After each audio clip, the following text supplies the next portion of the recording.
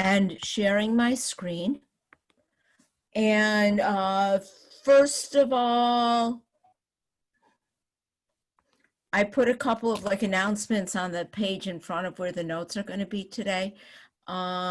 Exam 1 is going to have questions somewhat similar, somewhat different from the questions that were on the homework. It's in Blackboard. It's in Blackboard in content. There's a folder, tests and quizzes. It's the test for chapter 1.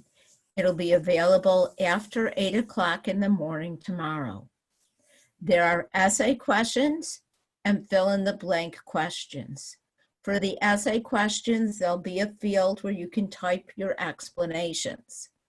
However, I know some things in math are not easy to type, and so I'm fine if you would rather handwrite them and submit them. I created a Dropbox for work for the exam so that if you're doing a diagram or doing an equation or something like that that's difficult to type, feel free to handwrite it and submit it in there. If you do it that way, please make sure that you number your questions and your work is legible. You have 90 minutes to do it. It's due on the 25th by 5 p.m. You can only go into it once. So once, set aside an hour and a half to take that test. I'd like to make sure everybody knows exactly where it is. So besides describing it, I want to show you. In Blackboard, there's a folder, content. There's a folder there for tests and quizzes. Tests chapter 1 will not be visible until 8 o'clock tomorrow morning, but it should be in there. And again, the spaces that are in there for you to type things in, there's some fill in the blank questions, there's some essay type questions. If instead you want to submit your work, you can upload pictures of it. I would not submit the work until after it's done because I don't want anybody to lose part of their 90 minutes fighting with the technology. In terms of submitting work, I probably got homework for chapter 1 from a little over half of you, but there's a handful of people, and I believe I sent you an email that when I look at things from my side in Blackboard, when I look in the grade book, there's an icon there that says you submitted something, but when I click on it, it won't open. So if you could please try to resubmit those.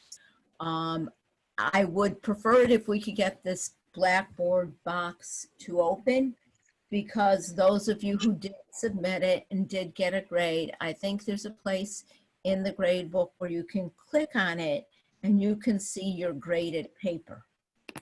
So in terms of that test on this first chapter, any questions? How about in terms of this homework assignment that was supposed to have been submitted by the end of the day yesterday? In an ideal world, my goal was if it was submitted by the end of the day yesterday, I would have all of them graded by today. Right now, the only ones that are not graded are ones that are in a format that I can't open. So if you're wondering about yours, we'll take a little break somewhere, about halfway through when you can look and see what your status is. And if you're wondering about yours, you can ask questions after class. But does anybody want to look at any of those homework questions from chapter 1 at all now during class, before we begin? I had a few questions. I had a hard time trying to figure out what they meant by a few of those questions. Okay, and Darlene, I want to say that with believe it or not, when my old office mate and I chose a textbook for this course, we chose what we thought was the most readable. And I Mhm. want to say that I thought I had said this first class, but maybe I didn't. Maybe I just thought it and the words didn't come out. What's one of the biggest problems for students with this course and its homework is not the math, but rather what's the question asking for? And so that's why I really strongly suggest that was 3 weeks worth of homework. I was hoping that everybody had been working at it all along. If anybody just starts doing the homework the day it's due, you're in trouble. Start it early. If you have questions, email me. If my email doesn't work, we'll try to phone conference. I know there were a couple of people who tried to phone conference with me last evening, but last evening was a little too late because I kind of sort of ish think that once you get to the end of the day on Sunday, it's family time, and we did have a lot of things that we were juggling. But that being said, I have the virtual textbook open. Tell me what page number, what question you're wondering about. Mm, let me take a look real quick.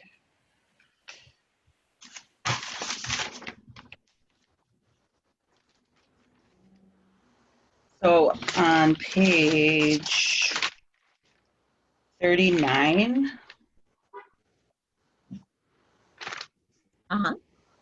I was so confused on 13. Okay.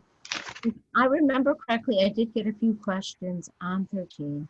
I think that's actually over on page 40.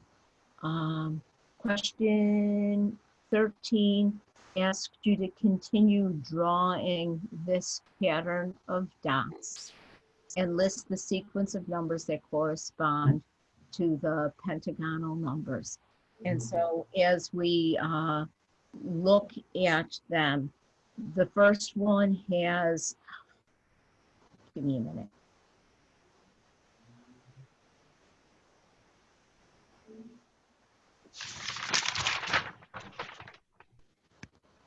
First one has 1 dot. The second one has, oh, this pen is too thick of a tip. The second one has 5 dots. The third one has 1, 2, 3, 4, 5, 6, 7, 8, 9, 10, 11, 12 dots. The next one we've got those 12 dots that were there, and we're adding 1, 2, 3, 4, 5, 6, 7, 8, 9, 10 more. So that gives me 22. And that was a rectangle a pentagon with 1, 2, 3, 4 on the side. So I want to expand it and make a pentagon with 5 on the side.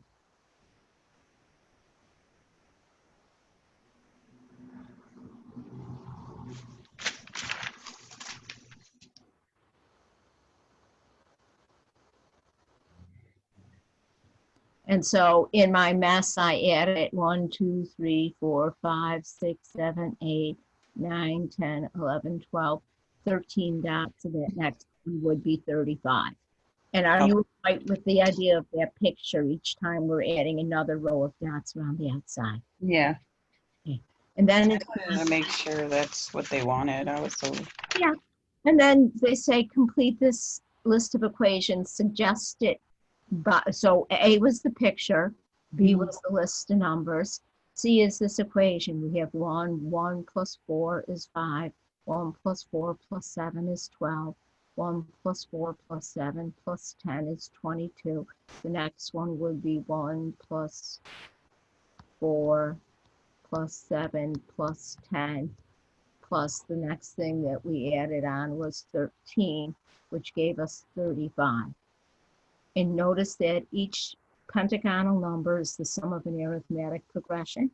And so the progression that they're talking about, I'm going to move over and work on the side here, goes 1, 4, 7, 10, 13. And I guess in order to find the 10th number, you could just go on until you get 10 terms.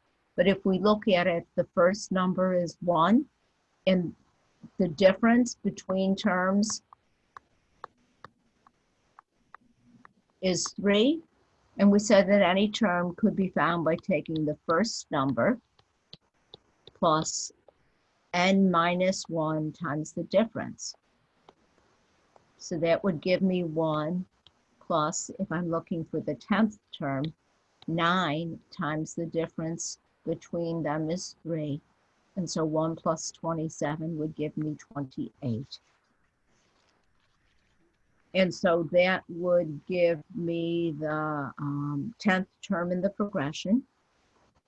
The 10th pentagonal number would be the sum of those. And so if you wanted to, you could add those 10 numbers. But remember, we had said that it was easier to look at it using Gauss's trick. And so I'm going to go through and I'm going to add them all backwards. And each of those will add up to 29. And so we'd have 10 groups of 29, and we'd have to take half of that to find the sum once, because that 10 groups of 29 is adding them twice. Any better? Yeah. Okay. So is this enough to get you started? I already did it, but I didn't do that right. Okay. Does it make sense now in terms of what we had done in class? Yeah. Anybody else have a question on another question? Or do you, Darlene, do you have another question on a question? It's a silly yes. No, I think I'm going to need tutoring just because this class is only 1 day a week and the math is just too much. Oh, hey, you know what? Thank you for saying that, because that reminded me of something else that I wanted to make sure that I showed everybody today. I'm going to go for a minute back to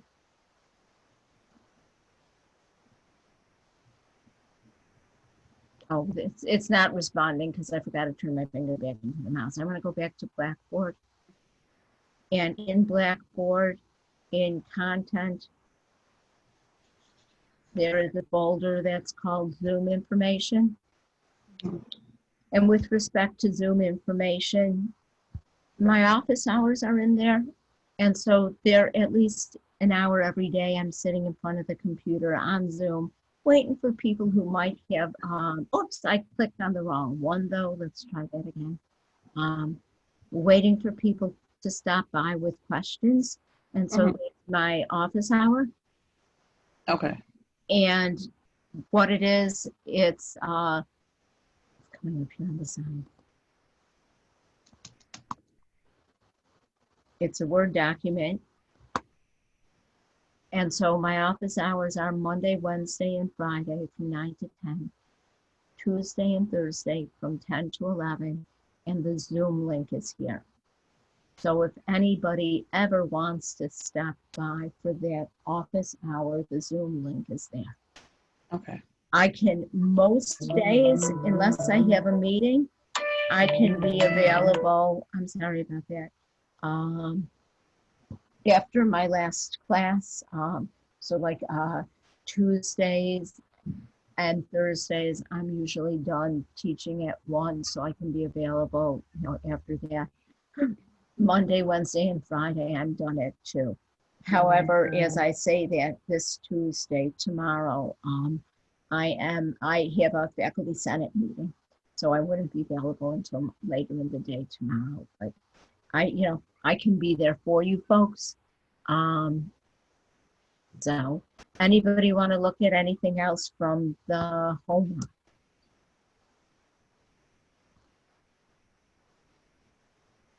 If not, I want to go back to where we had started taking the notes last class for chapter 2.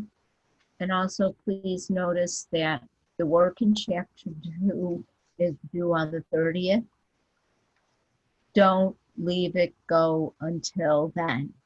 We meet again a week from today, which is on the 28th.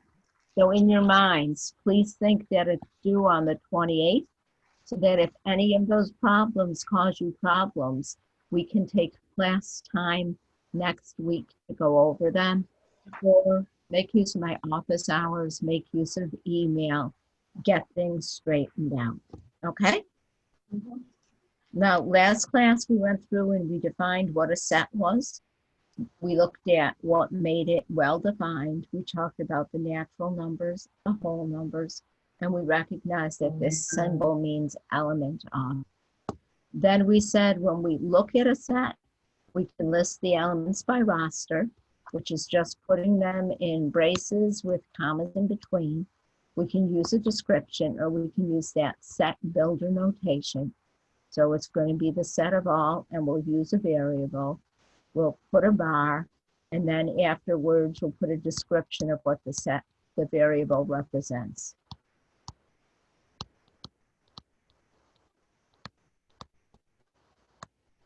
How was everybody with all of that last class?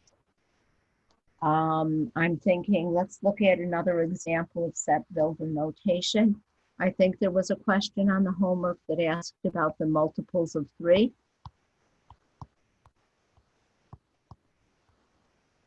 And so the multiples of 3, I think they said, were the numbers that could be written 3 times some number. I think they used an S, but I have to tell you, I hate S as a variable because it looks too much like a 5. So they're equal to 3 times some number, where that number is a whole number. And so the multiples of 3 are numbers of the form x, where x is equal to 3 times a whole number. And then after we looked at that set builder notation, we talked about the universal set being everything that we're talking about. And then with the universal set, we talked about a Venn diagram. So here I might have a set, and it's within a universal set. Everybody all right remembering that? Or do you need more details?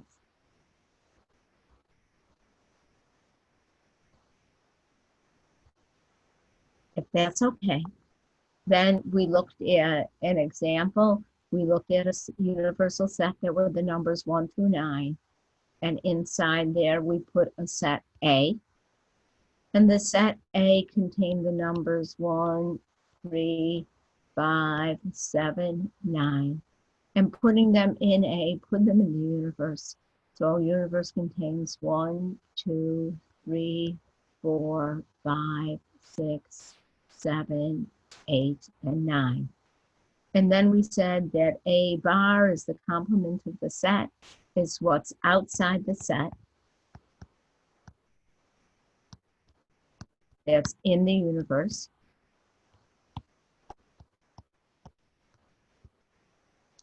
And so here, for this, what's outside the set that's in the universe would be those numbers floating around the loop, 2, 4, 6, 8.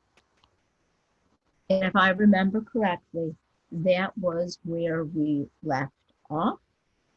Does anybody have questions on any of that so far?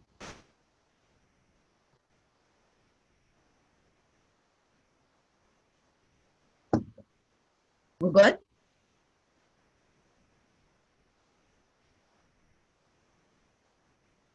If that's all right, the next thing that we're going to look at is a subset.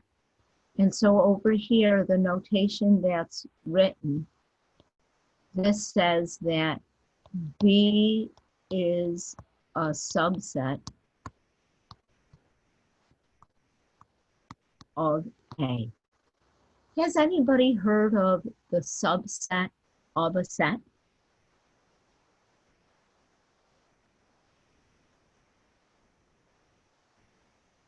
I'm guessing that means no. So we're going to define that. We're going to say that B is a subset of A if every element of B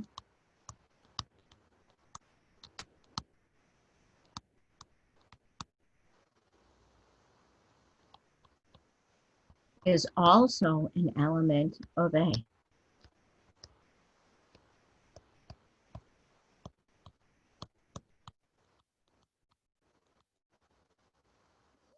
When I look at that symbol for subset, the top part of the symbol almost looks to me like a funny looking C, which reminds me of the word contained. And then that line underneath, is there anybody else that when you see that line underneath, that subset symbol, does it, to me, it almost looks like less than or equal to. And so that means that it's contained in or equal to B. So I can think of that as saying that B is contained in or equal to A.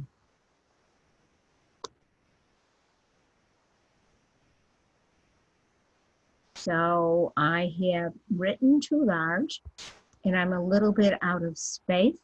So I'm going to add a blank page to do another example, if that's all right for everybody. So let's say that my universal set is the set on, oh, let's get silly and say it's the letters I, L, O, V, E, M, A, T, H.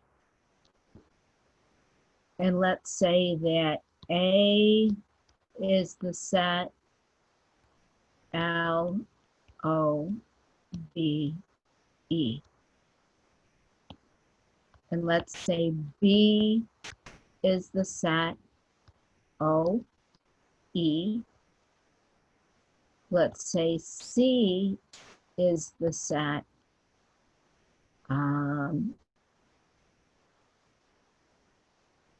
L, I, B, E. And is that enough for stunts?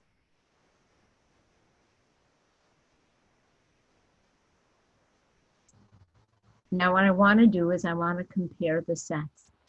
If I look at B, is everything in B also in A? Yes. Yes. So B is a subset of A. Does it work the other way? Is everything in A also in B? No. No. So we'll say that that's not a subset. And does it make sense that if I put a slash through the subset symbol, it means not a subset?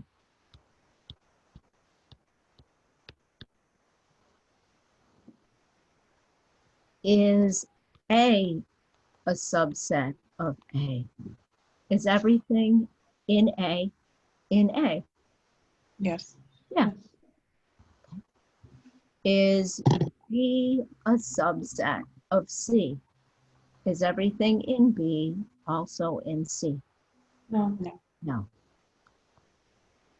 So this idea of a subset, and with a subset, it's okay if they have exactly the same elements. It's okay if one set has fewer elements as long as those elements are in the set. But it matters which side of the symbol the set's on. So far, so good? Yep. Then let's go back. Next thing we're going to look at is something that's called the empty set. The empty set. What do you think's in an empty set if it's empty? Nothing. Nothing. You can show the empty set by having braces with nothing in it. It has no elements.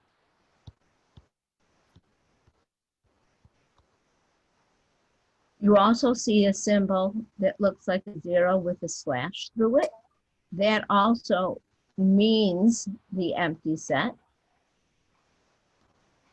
And sometimes you hear the empty set called, so it's also called the null set.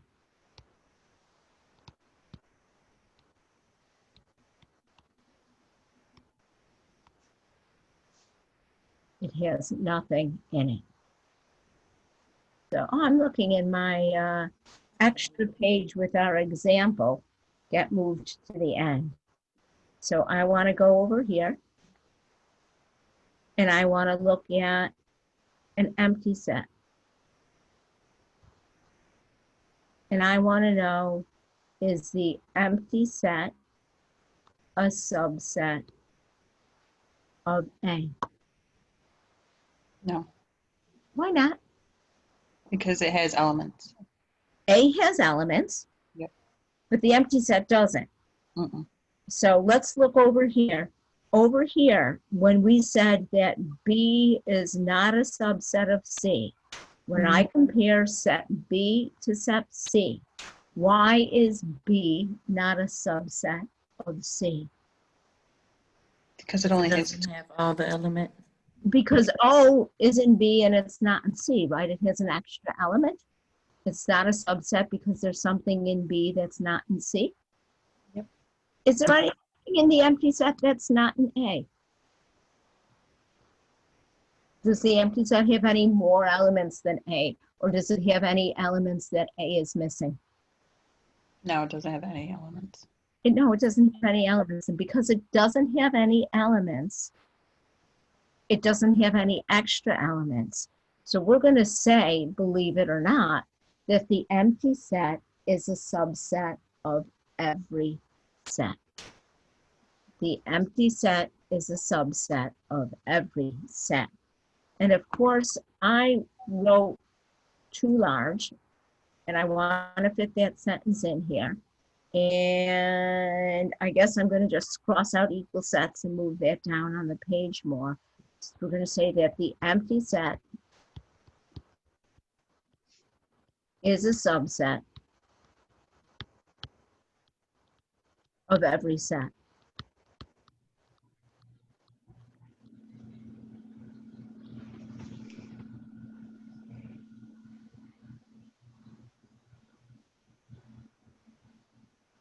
Now let's look at that word I crossed out to make more room.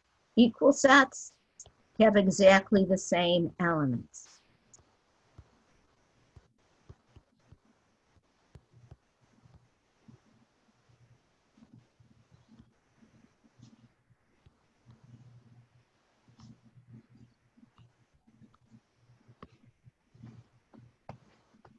So I'm crossing out some more jeepers creepers. Sorry about that, folks. I should have made it bigger to start with. So let me say that D is the set of letters D, O, G. And let's say that G is the set of letters G, O, D. Can I say that D is equal to G? Yes. Yes, they have exactly the same elements. What you need to remember when you list a set, that order does not matter. And so DOG, GOD, they're the same letters, they're equal sets. And that gives me one more definition on this page, and that's that of a proper subset.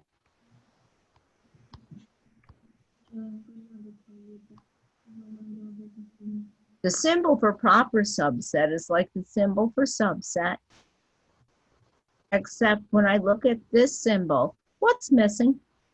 The line. The line underneath. And you know how, in my mind, the relationship between subset and proper subset is very much like the relationship between less than or equal and strictly less than. You're right, with this symbol, it's okay to be equal. With this symbol, it's not okay to be equal. So if B is a proper, if B is a proper subset of A, then B is a subset of A, but B cannot equal A. So that everything in that first set is contained in the second set, but they are not equal. So can I go back to my page of examples?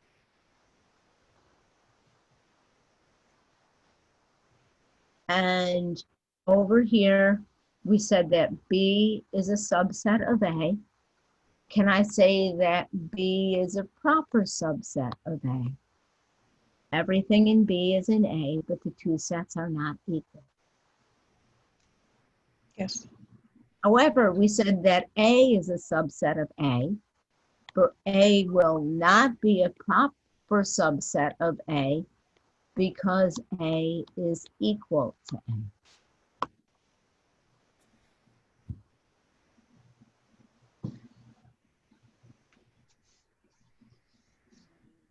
Does that make sense? Is everybody all right with the difference between the two types of subsets?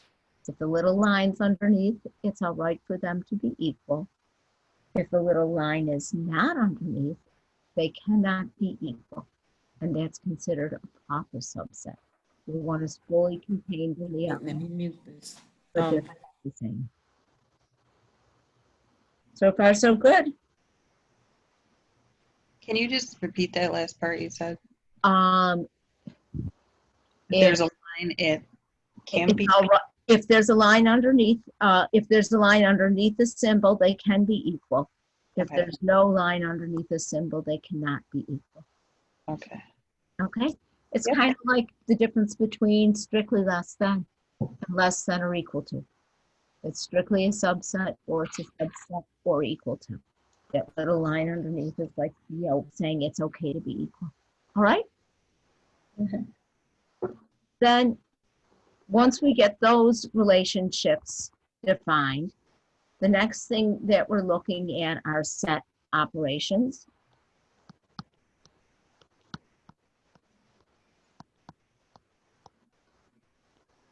And the first set operation that we're going to look at is the intersection of two sets.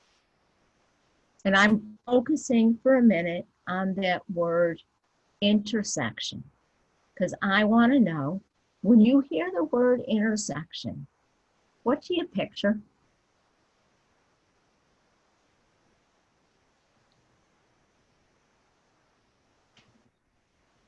Is there anybody else, when you hear the word intersection, you picture where two streets cross? Yeah. Yeah. I live near a pretty busy intersection. I live near the intersection of Main Street and Harlem Road. Does anybody know where that is? It's in Snyder, Amherst, pretty near Damon College. She gave it to me for. So let's say I'm over here and I'm walking here, the middle of the street. If I'm walking here in the middle of the street, I'd be walking on Main Street, yes? Yes. Instead, if I'm walking here in the middle of the street, I'd be walking on Harlem Road. But if I stood right here, wouldn't I be standing in Main Street and also in Harlem Road? Yes. And when I think about the intersection of two streets, isn't it the part of the pavement that's common to both streets? Yes. Over here, this piece of blacktop is in Main Street and it's in Harlem Road. It's common to both. And so if I look at the intersection of two sets, what that is, it's the set of elements, so it's also a set.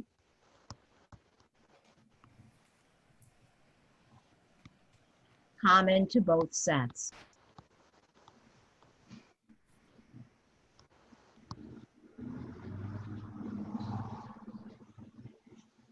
I guess if you wanted to, do you guys want me to get all fancy pants and write that all symbolically for you? That symbol, that upside down U, is called the intersection. I've seen it called a cap, sort of looks like a knit hat. We can say that if X is an element of A intersect B, then X is an element of A and X is an element of B. It's what's common to both of them.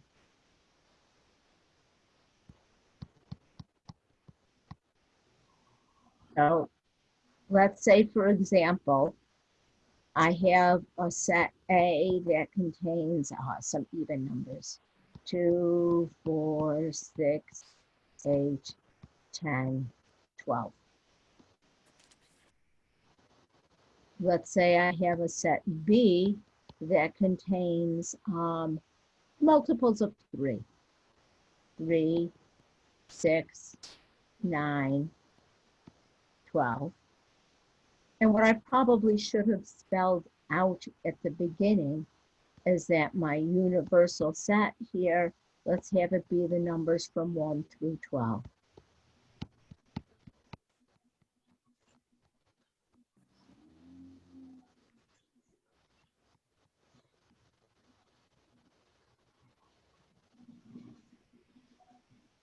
If I look for A intersect B,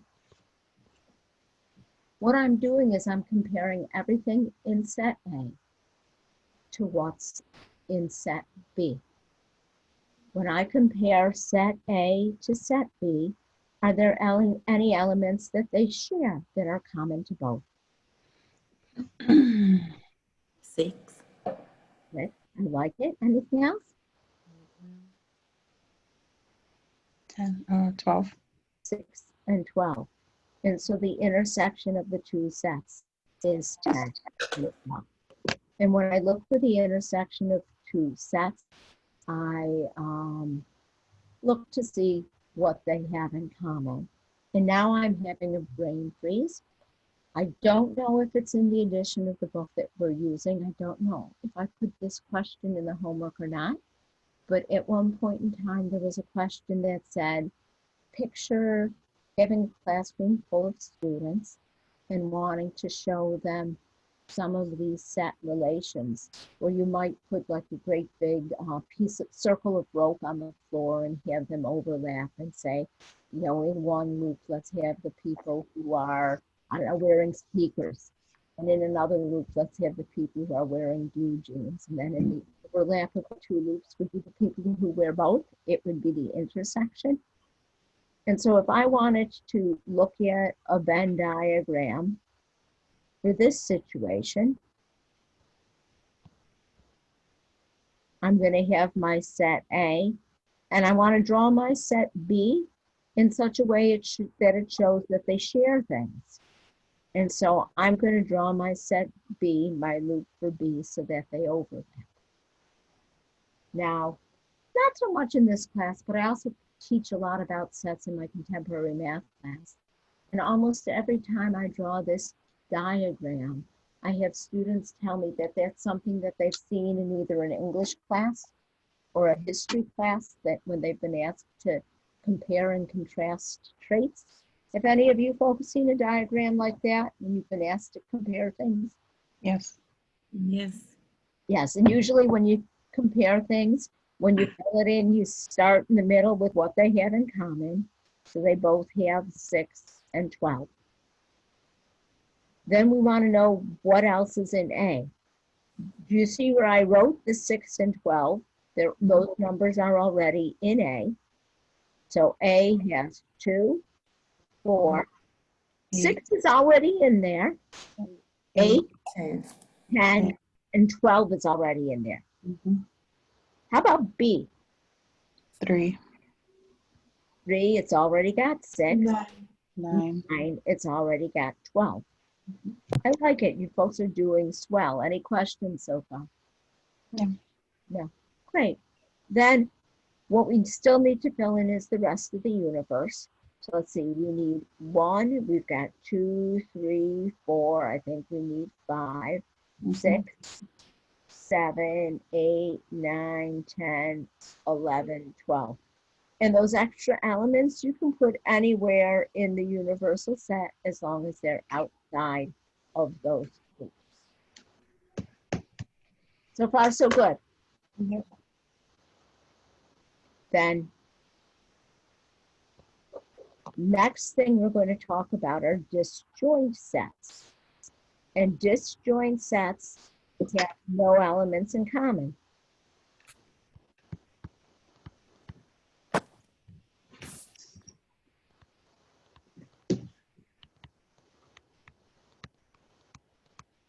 Is that a little bit neater writing? I've been trying not to put my hand on the surface to write, but I injured my hand the other day and it hurts to write off. Every time I put my hand on the surface, though, all sorts of weird things start happening, so be prepared. So they have no elements in common. Their intersection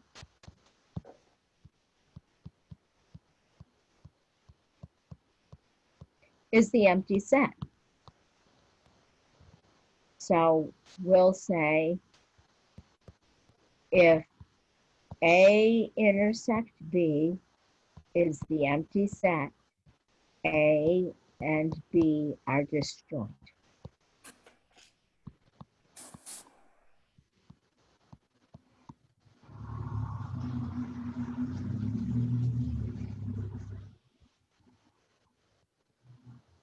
And so if we go back to our universal set that says I, L, O, B, E, M, A, T, H, and let's have L be the set, L, O, B, E, and let's have M be the set, M, A, T, H.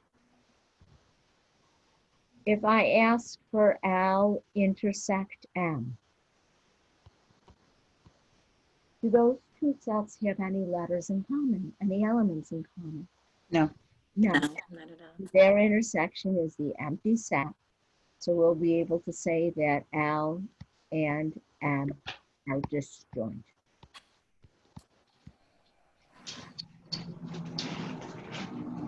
So far, so good. Yep. So that's the intersection of two sets. The next thing that we look at is the union of two sets.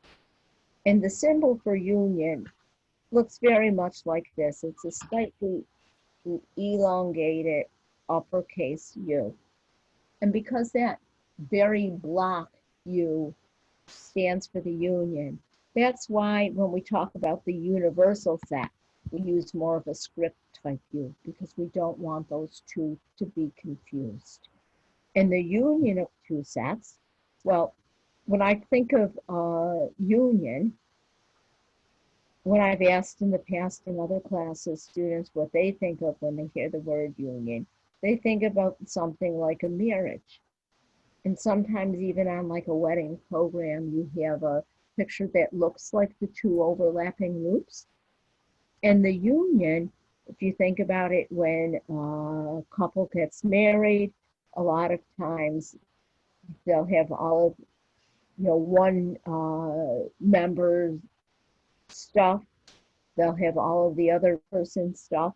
And it also includes all of the stuff they got together. It's kind of like all of everybody's stuff.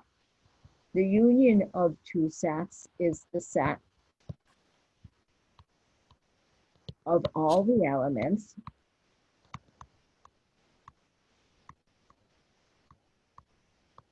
from both sets.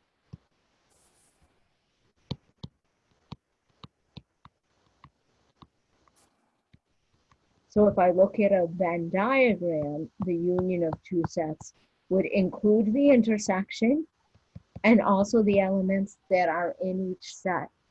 but not common to each set.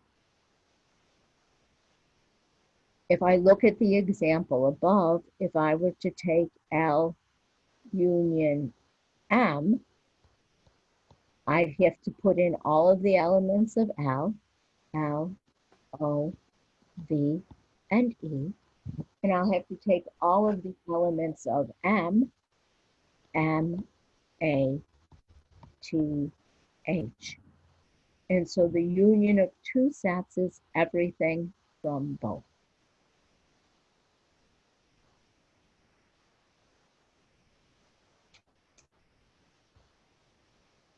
Is that all right?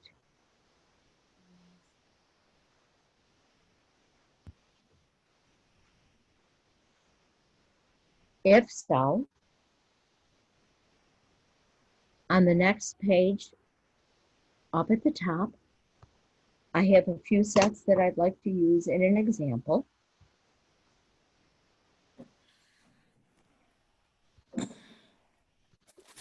So my universal set are the numbers 0 through 10. A is 2, 4, 6, 8, 10. B is 1, 2, 5, 7. I have no idea why there's an extra comma in that one. Sorry about that, folks. C is 0, 2, 4, 9, 8. And D is 3, 6, and 8. If I ask for A intersect B, what would you tell me it contains? What does A have in common with B? The number 2. Beautiful. What if I ask for B intersect B? What does B have in common with B? All the number. Everything in B, right? 1, 2, 5, 7. Not all the universal set, but all of the elements of B. If it's in B, it's in B. Now, this next one, is everybody somewhat familiar with the idea in math of order of operations? And if parentheses show up, it's telling us do what's inside the parentheses first. So this next one is actually a two-step problem. And so the first thing we want to find is A intersect D.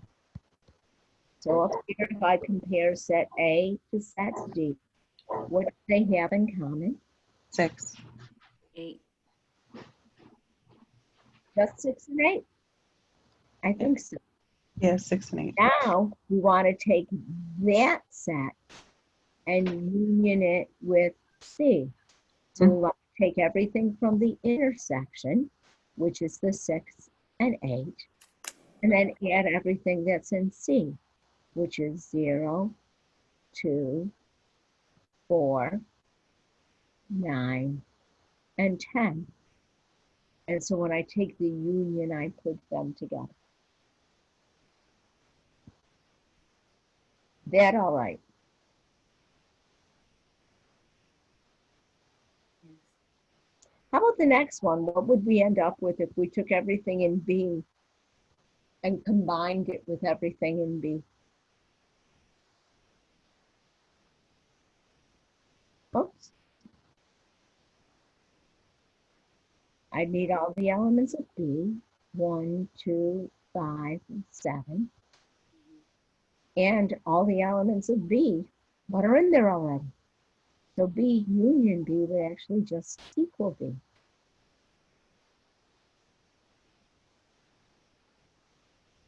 Now this next one, again, let's start with what's inside the parentheses. And so what is B intersect D? What do B Excuse me. common? There isn't one. There isn't anything, so it's an empty set. And so then what does A have in common with that? Nothing. So this one is just final answer, the empty set. Now, can anybody remember the fancy pants name? And I apologize. I tried to type this because sometimes, well, is it obvious? Typing is much neater than my writing. But sometimes notation comes out looking a little bit screwy when I try to type it. This next one, the line is just supposed to be over the A, but the line kind of got carried away. A bar. Can anybody remember the fancy pants name for when it's got the line over the top? A set.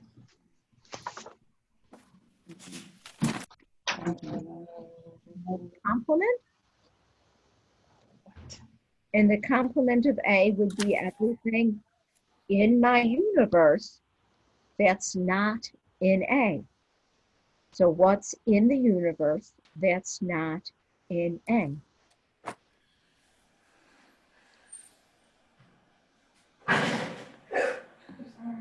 Not, well, I'll have to go backwards.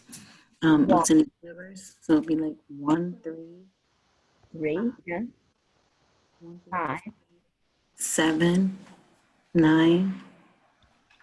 0. and 0. Beautiful. Now this next one is the lines over the entire intersection. So we already found A intersect B. A intersect B was 2. So we want the complement of that.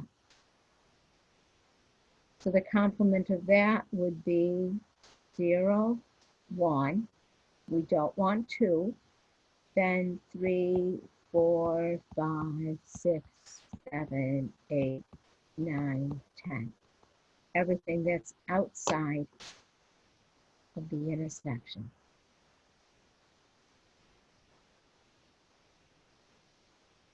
And you see how it looks similar yet different, the next one, from the one we just did. I'm going to rewrite a little bit. We said that A complement was 0, 1, 3, 5, 7, 9. What would you tell me that B complement is? What's outside of B?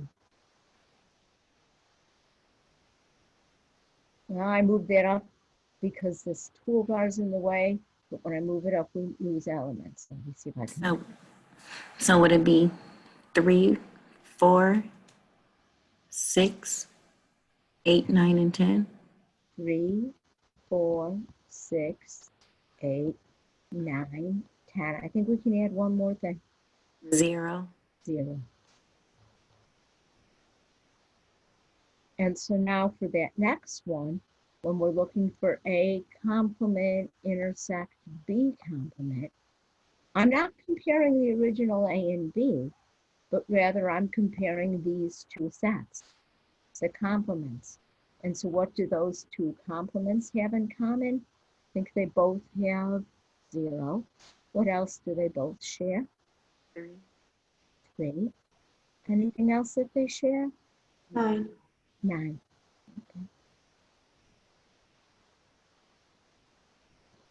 And so you see how we can build this whole other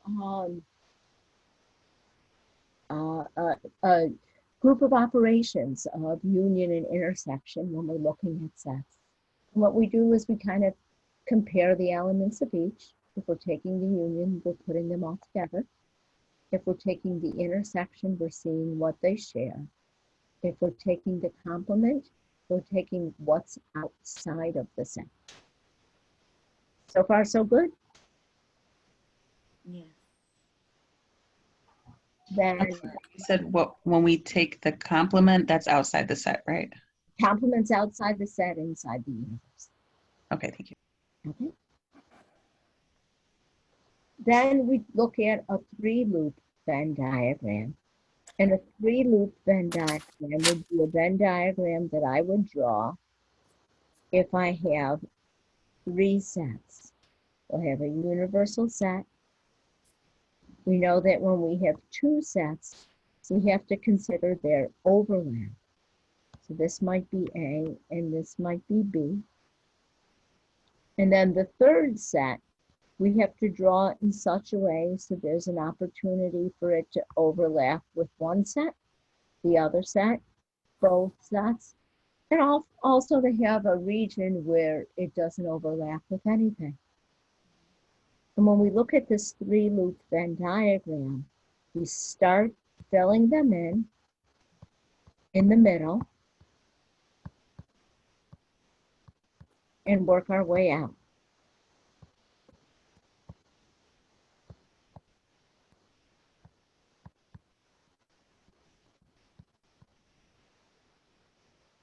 So let's look at an example where our universal set contains the numbers 1 through 9.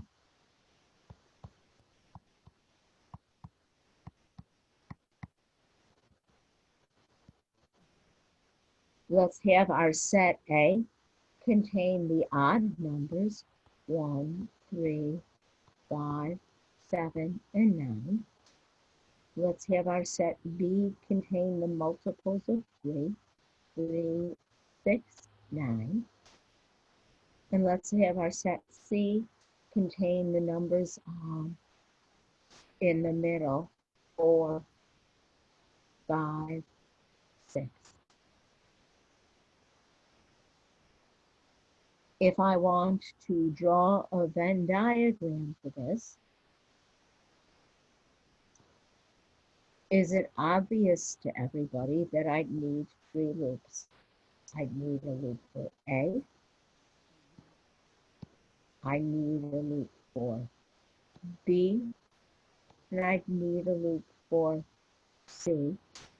And I put them all inside that rectangle, that box that is my universal set. When we fill in a Venn diagram, we start in the middle. So is it obvious that this little, almost triangular, but not quite region is part of A, part of B, and part of C? So when I compare my 3 sets, is there anything that A has in common with B and also with C? If I look for A intersect B intersect C, is there, oh, you know what, I'm going to add another element to C. I apologize. And I guess you can tell why. Is there anything that A, B, and C all have in common? Yes, Yeah, 3. 3.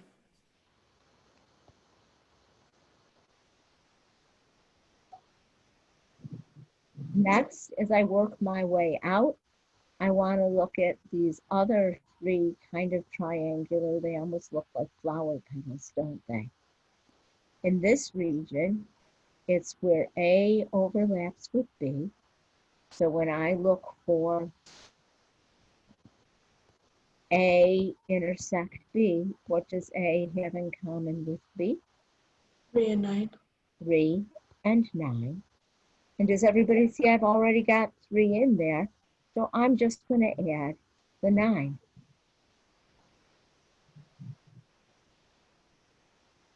Next, for this region, I'm wondering what does B have in common with C? 3 and 6. 3 and 6. And again, the 3's in there already, so in this region, I'll add the element 6. Likewise, what does A have in common with C? 3 and 5. 3 and 5. And the 3's in there already, so I'll add the 5. And so do you see how it's easier if we start in the middle with what we know they all share and then work our way out? But we're not done yet. Let's see, A has, right now, if we look at our circle for A, does everybody see that right now our circle for A has in it 5, 3, 9.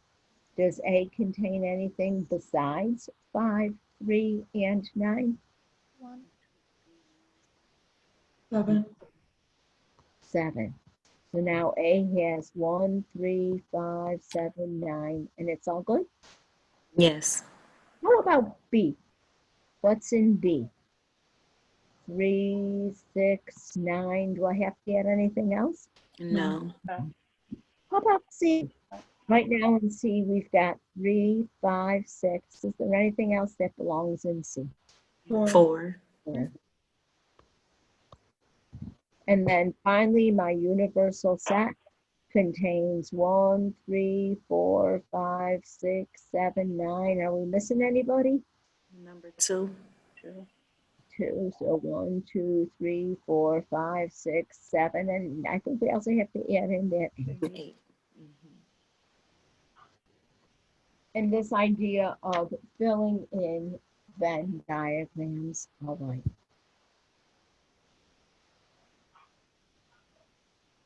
So far, so good? Yep. Then, next page, we talk a little bit about set theorems. And set theorems are things that are true for all sets. Oh!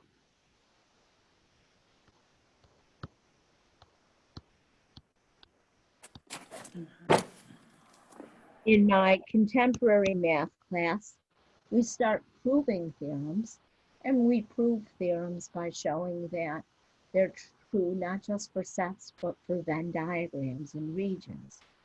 This class, we're not going to necessarily prove them, but we are going to make note of a couple of things that hold true for sets that would hold true for other things. The first is something that's called the transitive property. And it says if A is a subset of B, so what does that mean if A is a subset of B? Maybe they'll have the same elements. Yeah, all of the elements of A are in B. And if B is a subset of C, that means everything inside of B is inside of C.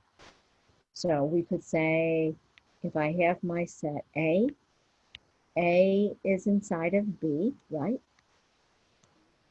And then B is inside of C. How could we compare A to C? All right, that just got me confused. Okay, here's my set A. In my picture, do you see how A is a subset of B? All the elements of A are in B.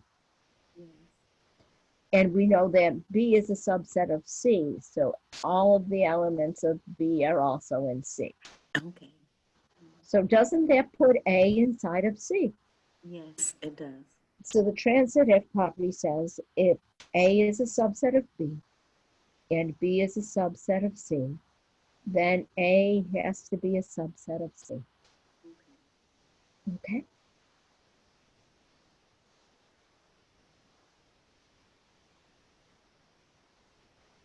Now there's a couple other properties we're going to look at. The next one is the commutative property. Has anybody heard of the commutative property with respect to things like addition and multiplication? Yes, ma'am. Can anybody, here's the tough question, can anybody remember what the commutative property for addition and multiplication allow you to do?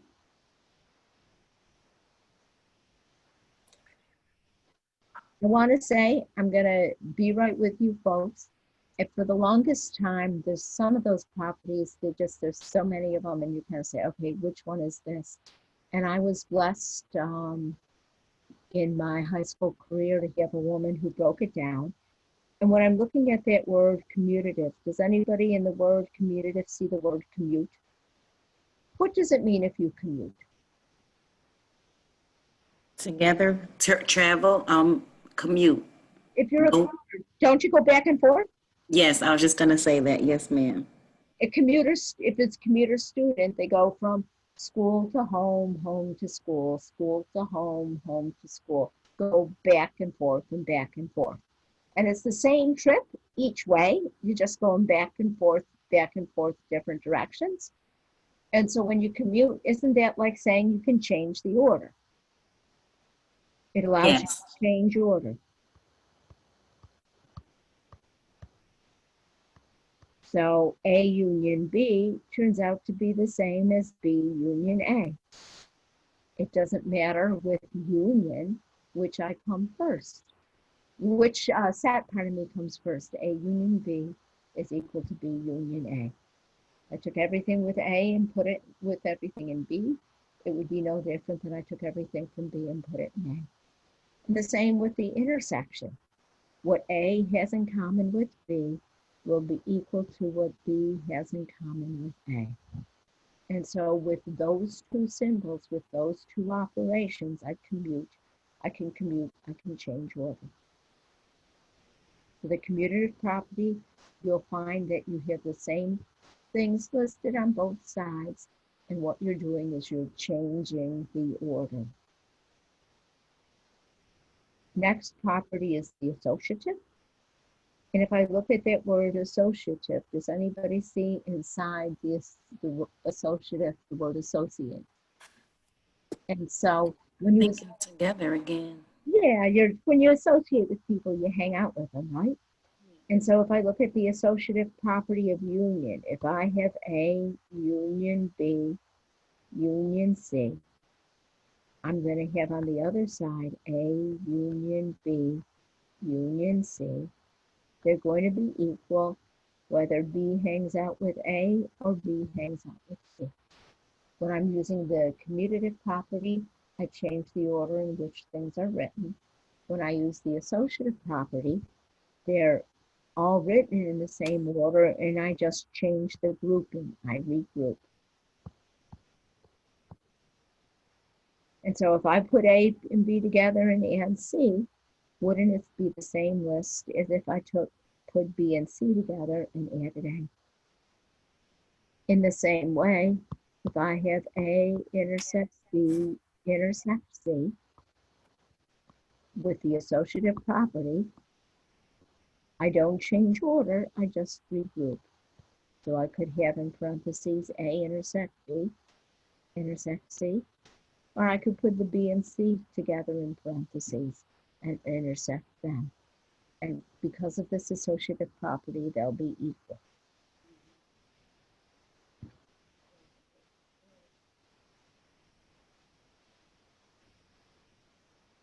And then the empty set is the set that has nothing in it. It's the null set. And when we look at the way the empty set behaves, it behaves somewhat like the number 0 behaves in operations. It's kind of like an identity. If I take any set and add to it the empty set, don't I get my original set back? It doesn't change what's in it. So it's like adding 0. As opposed to if I take the empty set and intersect it with the empty set, what does it have in common with it? Then I get the empty set back. Anything intersects the empty set. Well, if I say, what do I have in common with nothing? It's nothing.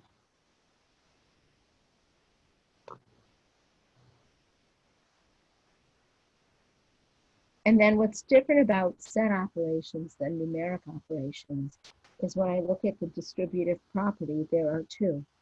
We'll say that intersection distributes over union.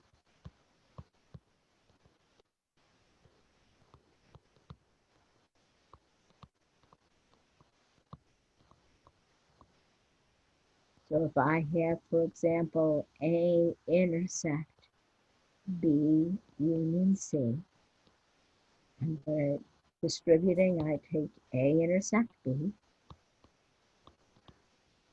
I take A intersect C, and take their union. Likewise, union distributes over intersection.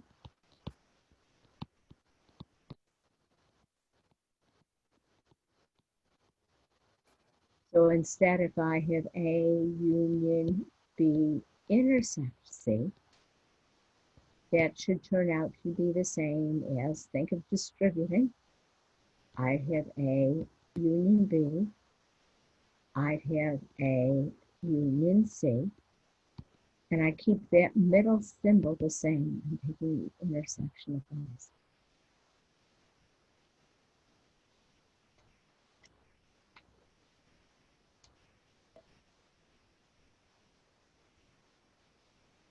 And then the last are De Morgan's laws, and they deal with negations, which would be like taking the complement.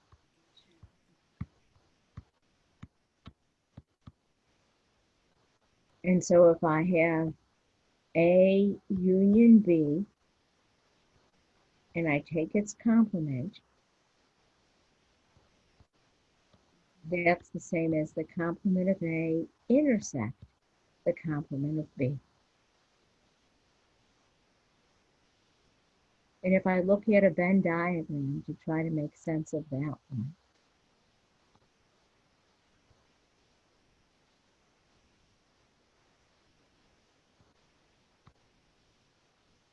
A union B complement would be all of what I'm coloring in here yellow, the outside of A and the outside of B. Instead, if I want A complement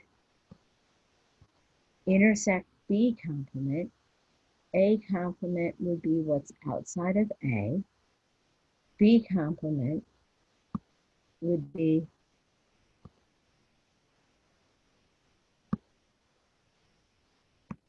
what's outside of B. And when I say, where does the outside of the A overlap with the outside of B? Wouldn't that be what we've got highlighted already? That A union B complement.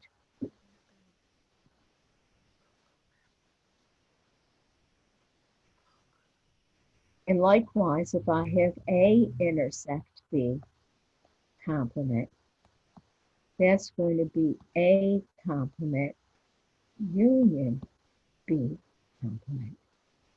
So that when we take the complement of a union, we get the intersection of the complements.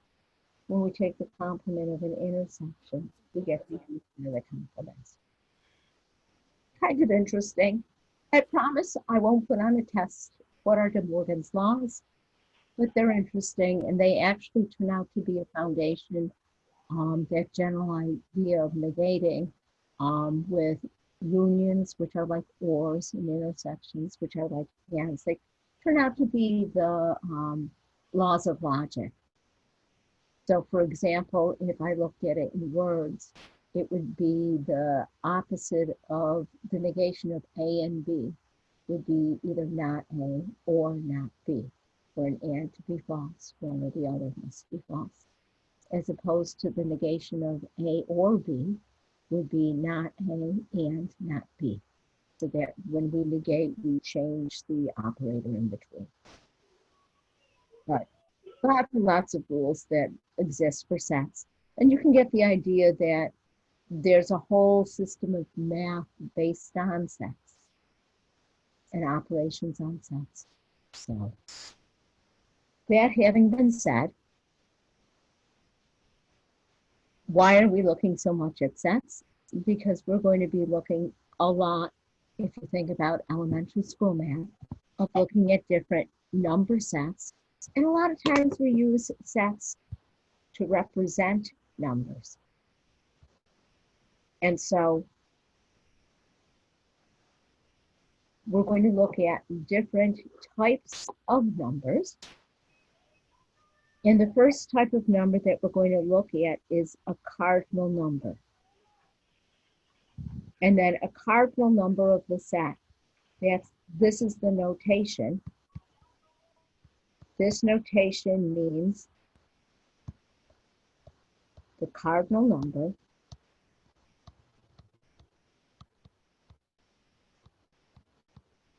of set A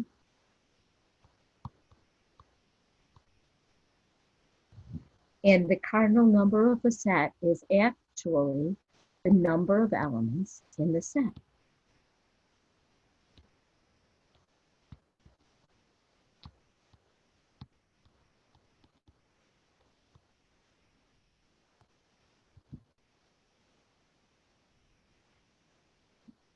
But you have to remember a couple of things. Let's look at a few examples. Let's say we have a set D, which contains D, O, G. When I ask for the cardinality of D, that little n, the fact that it's an n, reminds me that this means the number of elements.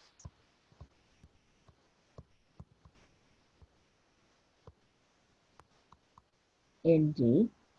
And so what would you tell me the number of elements in D are?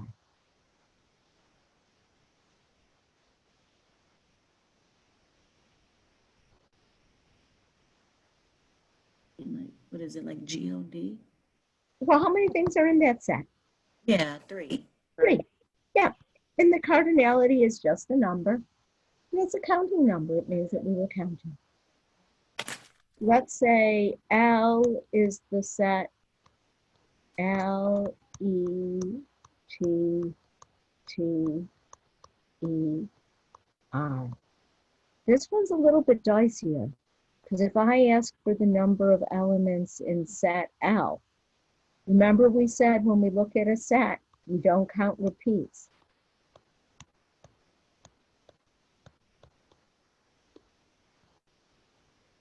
And so when I go through to count how many things are in L, there's L, E, T.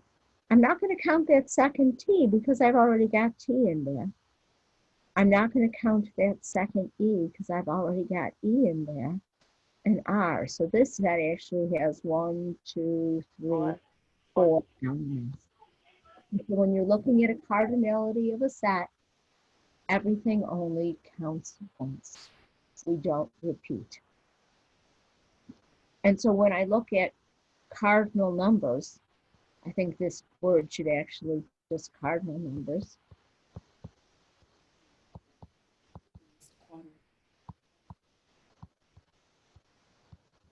Imply that we're counting.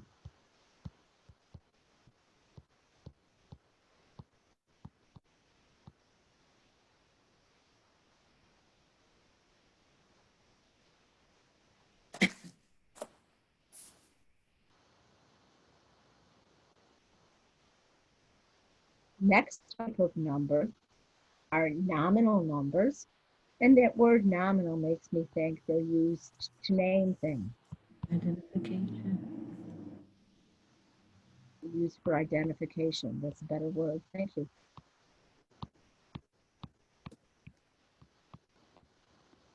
And so, for example, oh my heavens, I didn't watch that football game yesterday, but I listened to it on the radio. I don't know. Do we have any football fans in the class tonight? Okay, so we could say that Josh Allen jersey number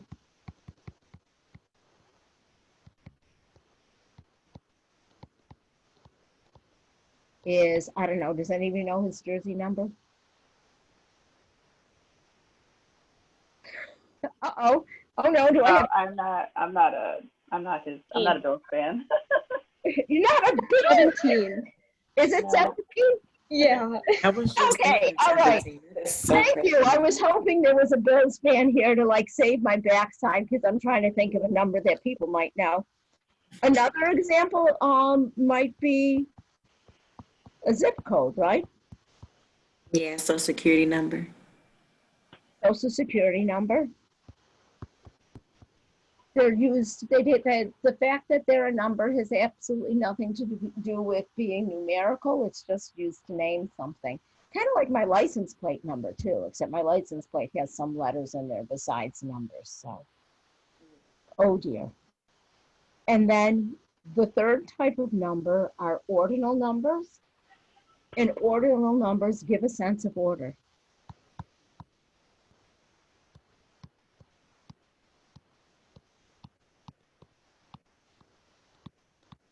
So an ordinal number might be like day of the month. Right. First place, second place. Or place in a race. We'll say place in a contest because race implies athletic prowess, and that frightens me. So we'll just say a contest. So, for example, today is the 21st day of September.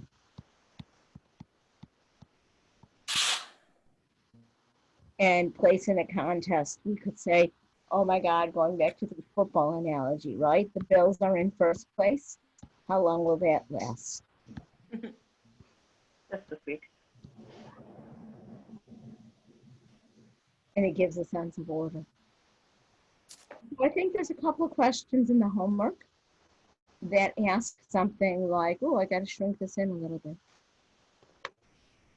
The third woman in line, the mother of the player with a jersey 42, bought 12 ice creams at the stand for the team. And so when I look at this sentence, I've got third, I've got 42, and I've got 12. Third, is it ordinal, cardinal, or nominal? Third is going to be ordinal. That 42, Nominal. nominal. And 12 is going to be Cardinal. cardinal because we're counting the ice cream. And so we've got all sorts of different uses of numbers. Everybody all right with that? And then, in addition to the types of numbers, we sometimes talk about a one-to-one correspondence between sets. And if there's a one-to-one correspondence between sets, it means we can pair each element of a set with one element of the other set.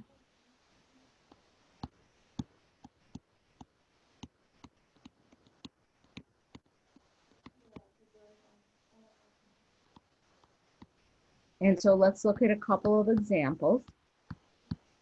First example, I'm going to have C be the set C, A, P. And I'm going to have, we use dog ad nauseum. I'm going to have P be the set P, I, G. Can I pair every element of set C with an element of B, P?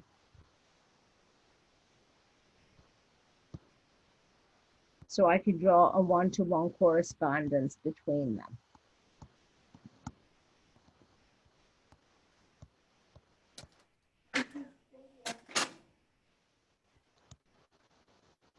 Instead, let's say I have B is the set of letters B, B, oh Lord, sorry about that. B, I, K, E, and let's have D be the set of letters C, A, R. Can I make a one-to-one correspondence here? Can I match each letter of the first set with the letter of the second set? Can I pair them off? No. No. So this example has no one-to-one correspondence.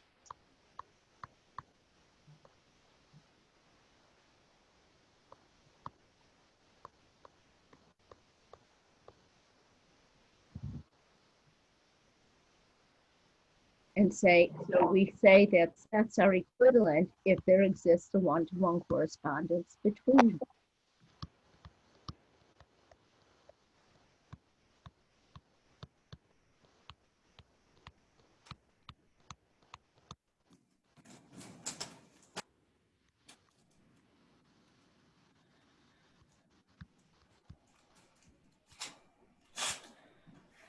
And that's what this symbol over here is. This statement says A is equivalent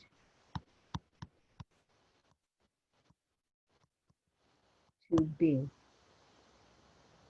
And so where C was the set CAT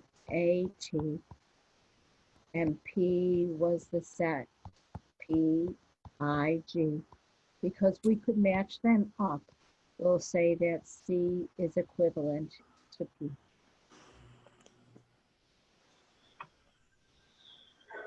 And if I were to, this official definition of equivalence, first of all, please notice, normally when you're speaking, the word equivalent is used interchangeably with the word equal.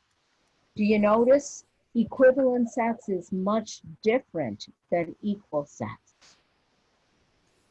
These two sets are equivalent, these two sets are not.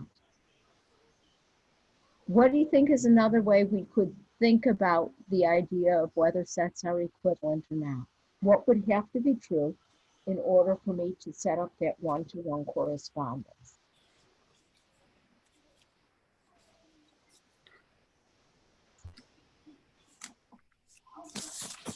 Would they have to have the same number of elements? So if two sets are finite,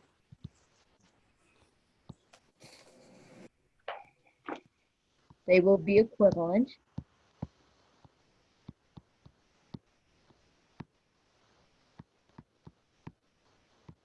if they have the same cardinality.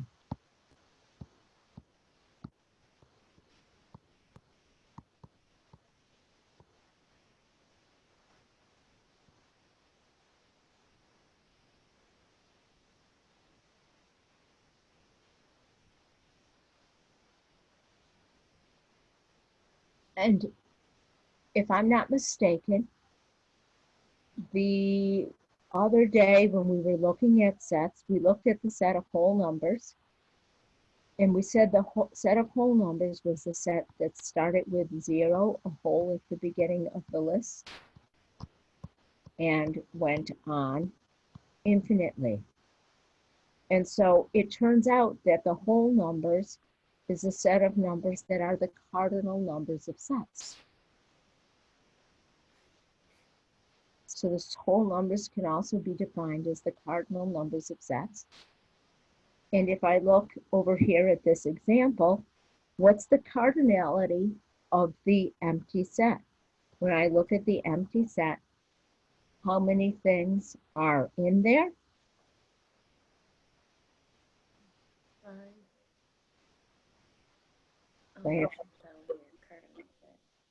If I have an empty set, how many things are in there?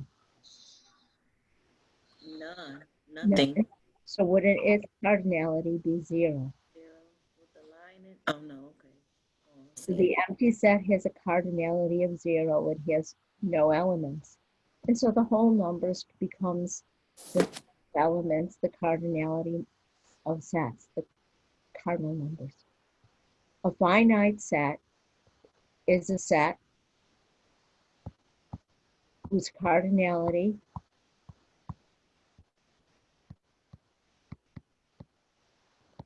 is a whole number.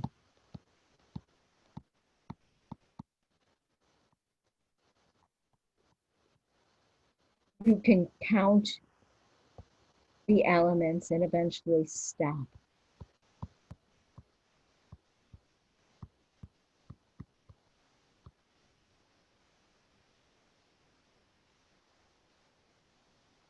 As opposed to an infinite set. An infinite set, you cannot count the elements.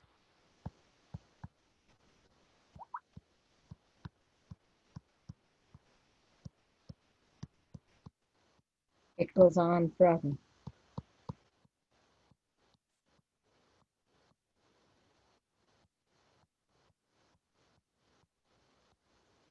Has everybody heard of that term, infinite, before?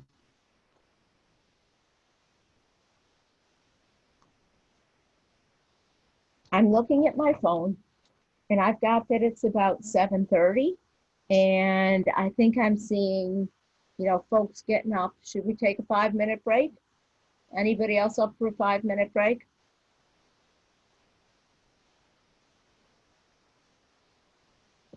I'm gonna stop. Is everybody okay if we take a 5-minute break? All right, get up, stretch your legs, wake up, and we'll be back in 5. Got 34, so at 39.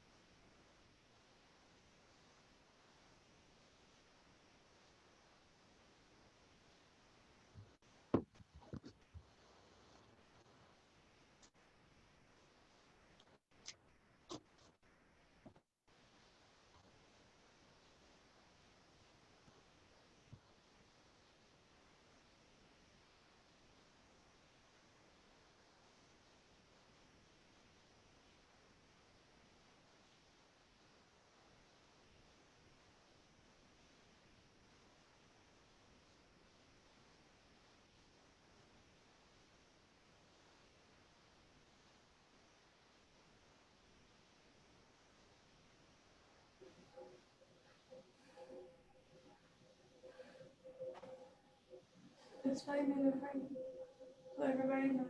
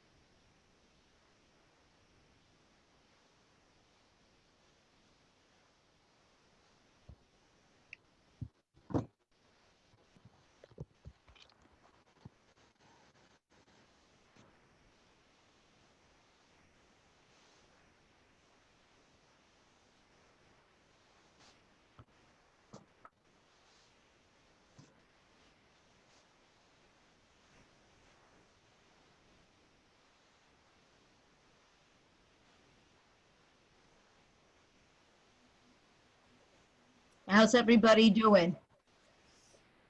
Making sense so far? Life okay? So the reason we're going through all of this set stuff is because a lot of times when you start introducing the idea of numbers to young children, you use sets as examples. So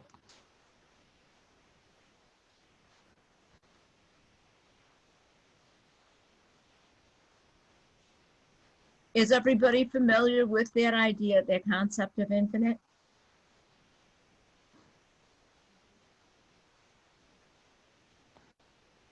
If so, we can represent whole numbers, which are like the cardinal numbers of sets with sets of objects.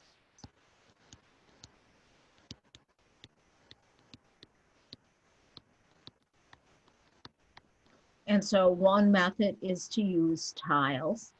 And if we were in a classroom, I'd be pulling out manipulatives at this point in time. if you bought your activity manual, it should have come with some manipulatives in the back. And so over here, this might represent the number 2. Sometimes instead of tiles, which are flat, you see 3-dimensional cubes. And so I might have a collection of cubes. And what number would that collection of cubes represent? How many cubes do I got?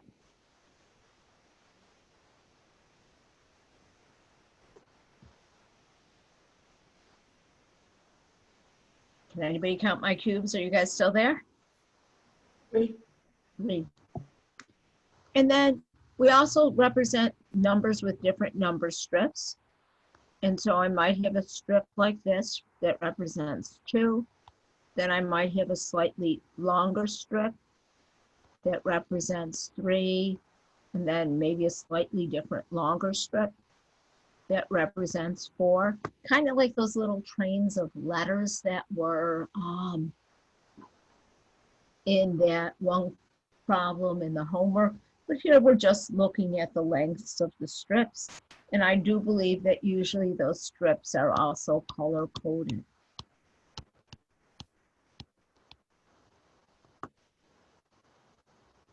And then another way that we can look at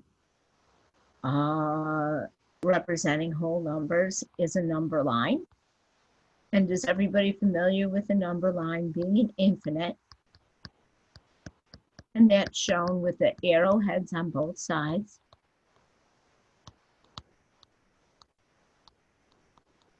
And with a number line, the number should be evenly spaced.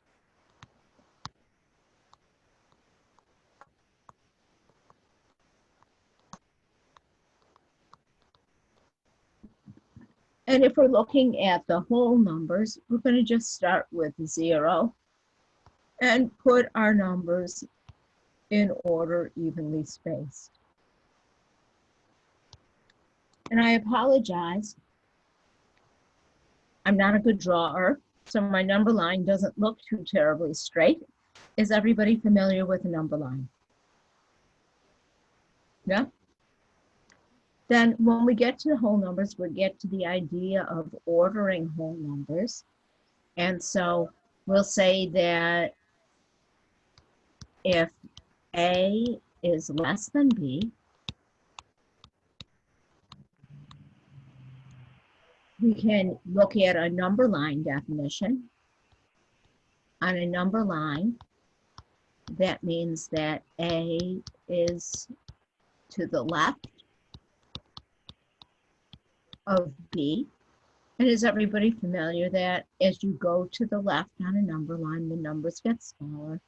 Or conversely, as if I go to the right, it gets larger. And also, in terms of ordering, look at subsets.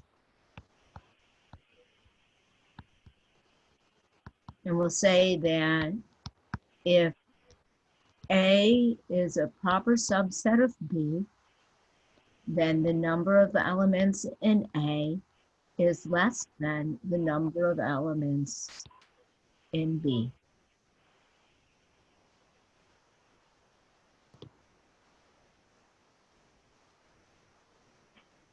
And so that might go along with, let's say I have a set that contains the tiles, and I can make a subset of 2 tiles.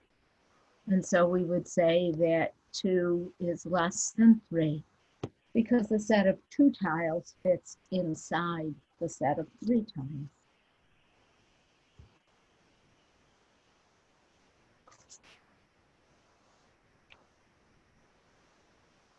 And that gets us to, I'm premature in filling in this page, the idea of showing order using manipulatives.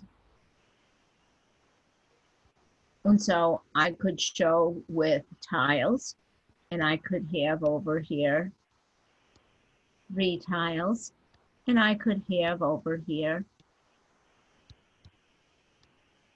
5 tiles.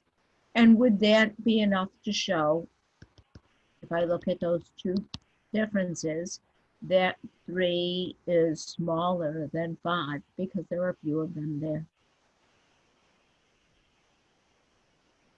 In the same way, if I wanted to show that 3 was less than 5, I could compare the strip for 3 to the strip for 5. And the shorter strip represents the lesser number.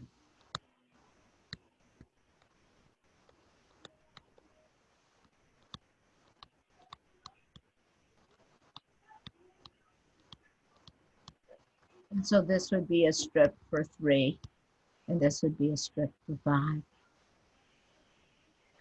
And again, on a number line, we would say that the value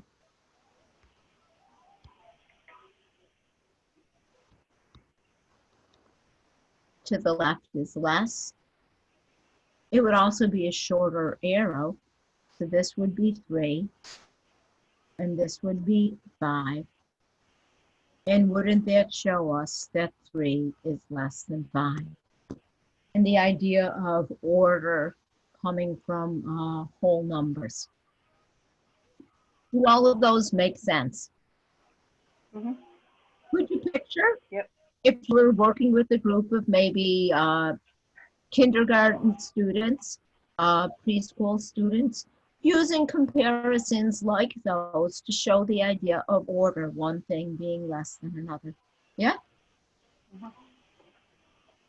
Now, sometimes when we look at counting things, we use Venn diagrams to help us count. And so a lot of times, actually, I just did this with my contemporary math class. We use Venn diagrams to help us count with surveys. So we're looking at a student survey. 60 students living in Harris Hall were asked about their enrollments in science, engineering, and humanities classes. The results were as follows. 24 were taking science, 22 were taking engineering, 17 were taking humanities, 5 are taking both science and engineering, 4 are taking both science and humanities, 3 are taking both engineering and humanities, and 2 are taking classes in all 3 areas.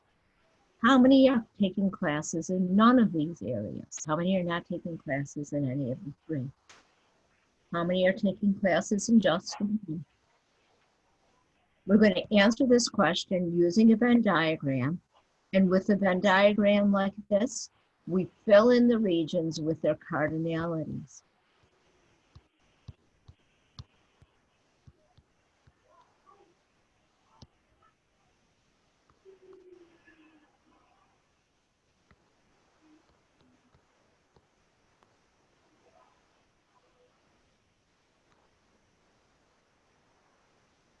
And so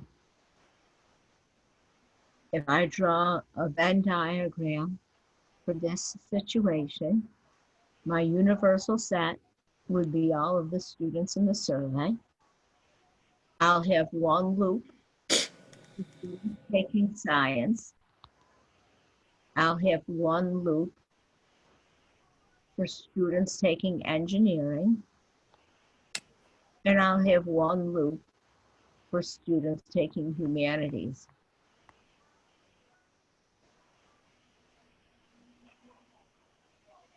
Before, when we filled in a Venn diagram with its actual elements, we said we were going to start in the center. And so when I fill in a Venn diagram with its cardinalities, I'll also start in the center. So over here, there are 2 students taking classes in all 3 areas. So the cardinality of that region would be 2. And then I'm going to work my way out. Next up, I have 3 are taking engineering and humanities. So that overlap has to contain a total of 3 people. Does everybody see that there are 2 people in there already? So I'm just going to need 1 more. We're going to fill each region with its cardinality. We're going to start in the center.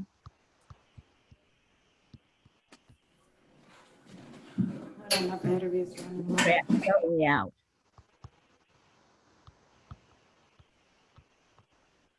Subtract what's already in the region.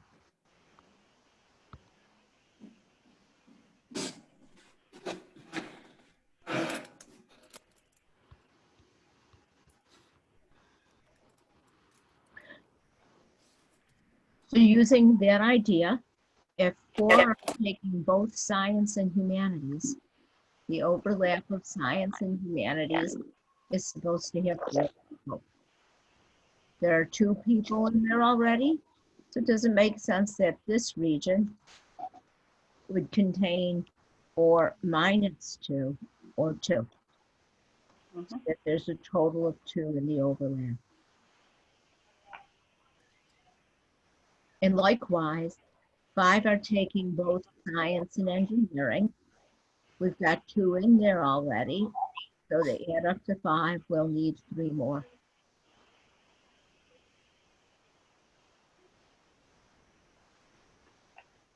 Then we know a total of 17 are taking classes in the humanities. How many students do we have in that loop for humanities already? 5. 5. And so 12. beautiful. Likewise, there are 22 taking engineering. And so far in engineering, how many do we have? 6.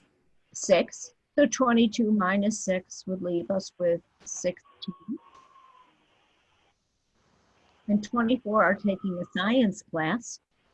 If I look inside that science loop, right now I have 7. So we'll need 17 more. Now, if I add up all of the numbers in my Venn diagram already, let's see, 17 and 3 is 20, and 16 is 36, 38, 41, 51, 52, 53. Does everybody see how that adds up to 53 so far? Yes. But there's 60 students in the survey. So wouldn't 60 minus, did I say there was 53? I just lost. 53. 53, yes. Does that So- mean there's 7? 7 would be enough. 7 that didn't take it. So how many are not taking classes in any of the 3 areas? 7. 7. How many are taking a class in just 1 area? Which would be the students that are taking classes in just 1 area? Wouldn't they be the 17, 16, and 12? 12. Oh, so we have to add those up? Mm-hmm. Oh, okay. So for just 1 area, we take 17 plus 16 plus 12. Let's see, 17 and 16 is 33 and 12 is 45. And you see how if I tried to answer those questions just from this list of sentences, I don't think I could. Do you see how if we organize it in the Venn diagram, it makes it much easier? All right? That having been said, the next thing that we're going to look at, I'm going to move these words down a little bit, is binary operation.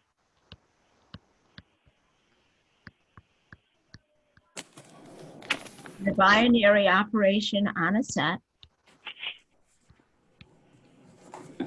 takes 2 elements of the set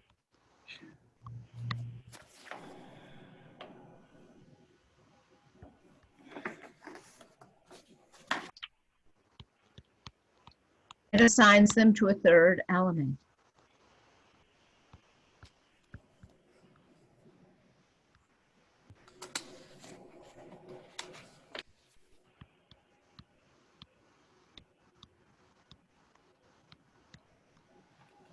We're looking for operations that take two things within a set and assigns them to a third element. So I want to take an example. I want to take W, which is a set of whole numbers. Excuse me. Anybody think of a binary operation on whole numbers? Operation that takes two whole numbers and assigns them to a third one, matches them with the third one. Anybody think of any examples? Whole numbers. Will this have to have something to do with, oh no, not square roots. I don't know. But you're along the right track in as much as you're thinking about computation. Isn't addition a binary operation? When I add, don't I take two numbers? Like 5 plus and then 5. to a third one. Yeah. Addition is a binary operation.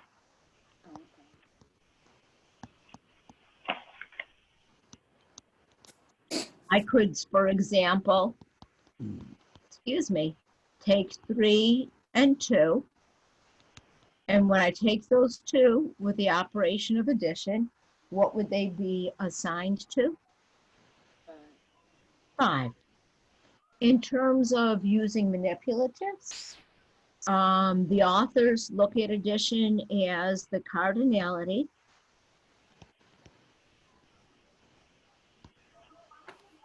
of the union of disjoint sets.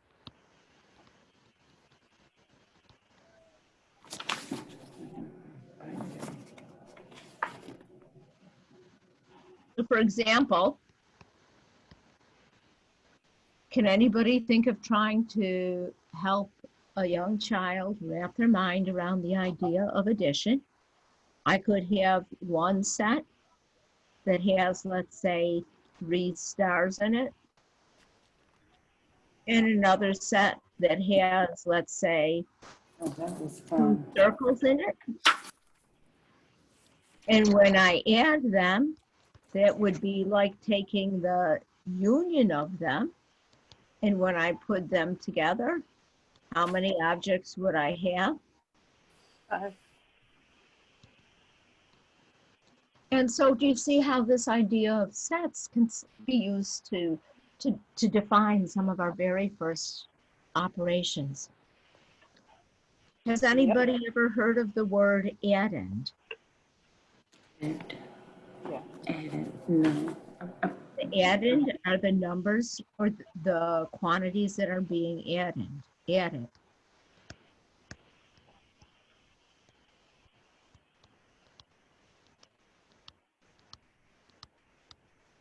And the sum is the total. So for example, if I have A plus B equals C, A and B are my addends, and C is referred to as my sum.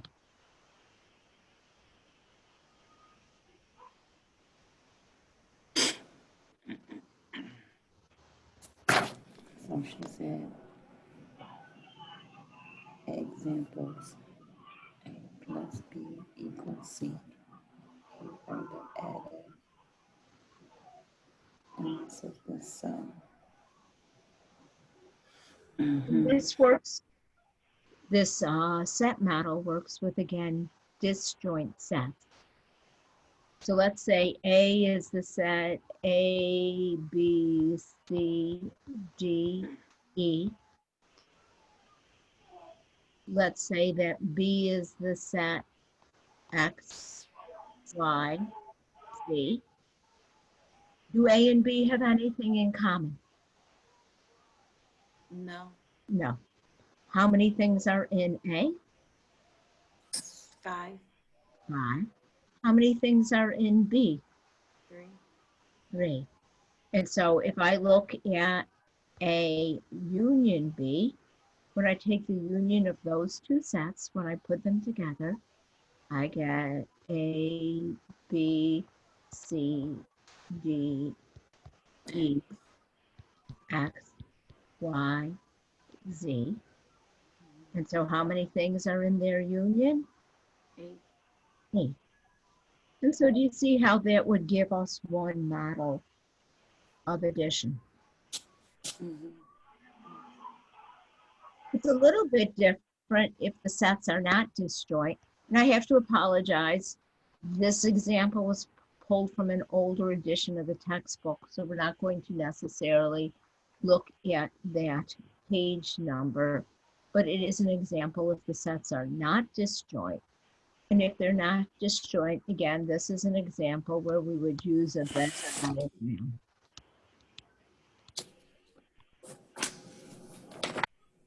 to count. So in a school of 300 students, we have students that are taking algebra,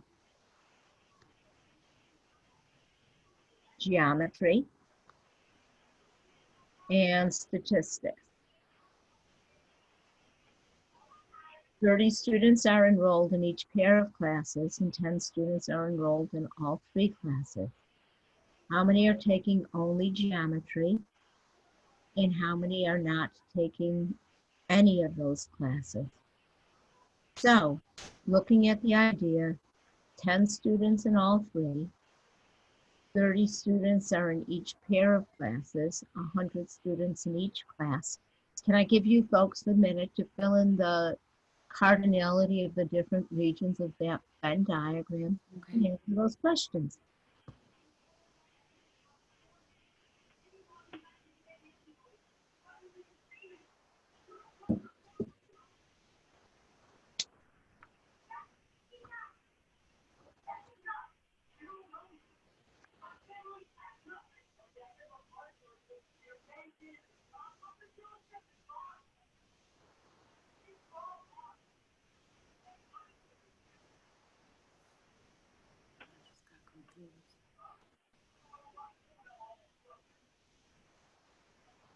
Let me know when you guys want me to start helping you.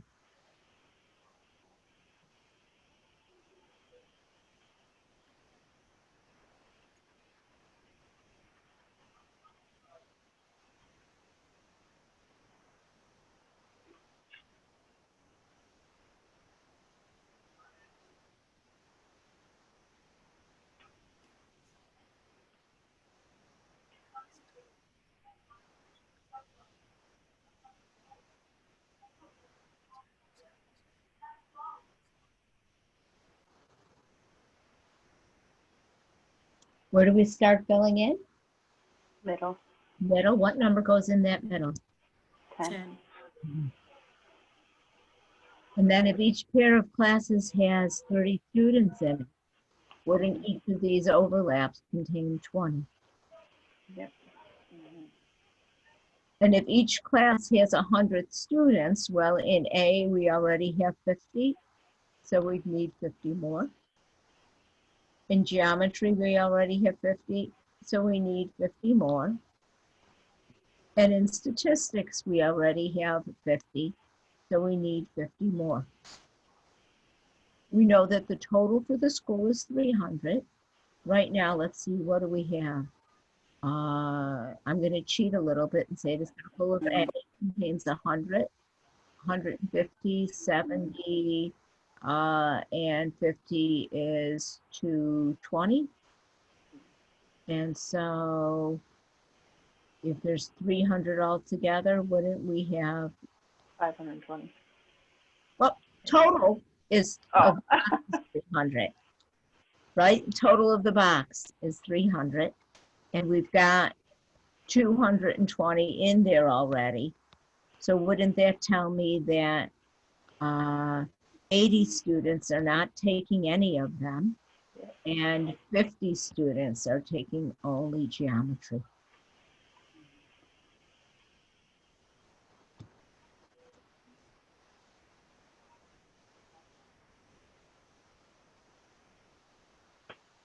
How'd you do?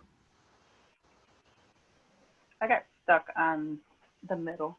I was trying to figure out how to get the numbers for the middle, but I get it now. Did you get it now? You always, when you fill them in, you start with the center and you work your way out. Okay? I got confused when it said with 30 students enroll in each pair of classes. I'm like 30. So I'm like, is that 30, 30, and 30? I'm like, so Yeah, I did that 30 that are taking algebra and statistics, 30 that are taking algebra and geometry, and 30 that are taking geometry and statistics. And it's, Yeah, that's what messed me up on the middle. I was gonna do the same thing. I'm like, how do I divide yes. that? better now? Yep. Then we're going to start looking at models of addition. And I think we did a little bit of showing the idea of manipulatives to show addition. If I had tiles, I might have something like 2 plus, oh, I don't know, how many do you guys want me to draw in here? I'm not a good drawer. 4, and so when I put them all together, how many would I have? 6. 6. And can you picture using those tiles to help show addition? With strips, that same, what I might do is I might take the strip for 2 and line it up with a strip for 4.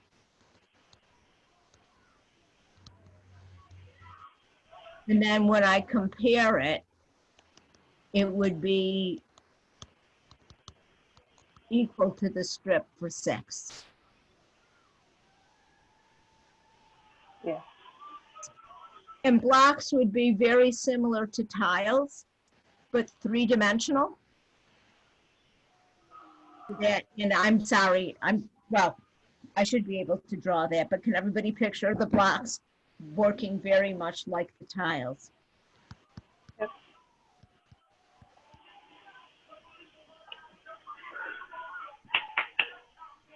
I'm curious though, if folks have ever seen addition on a number line. If I look at addition on a number line, I draw arrows, head to tail.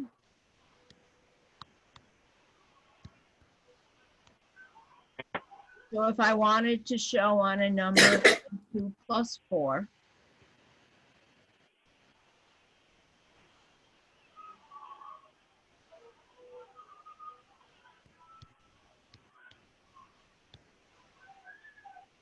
I'd start at 0 and I'd have 1 arrow of length 2.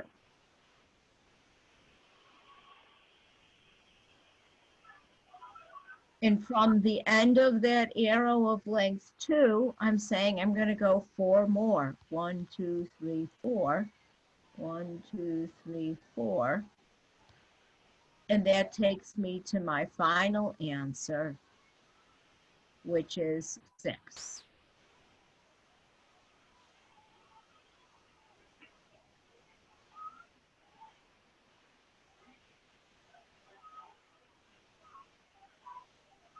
And so I'm going to ask you folks to draw on the number line.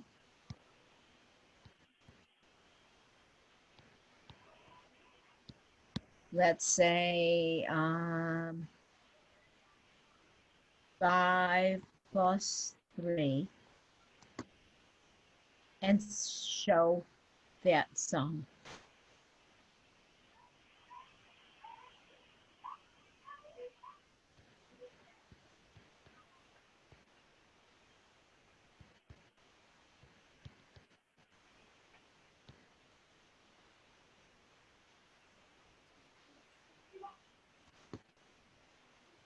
Rachel had a power outage, so she's trying to get back into our Zoom meeting.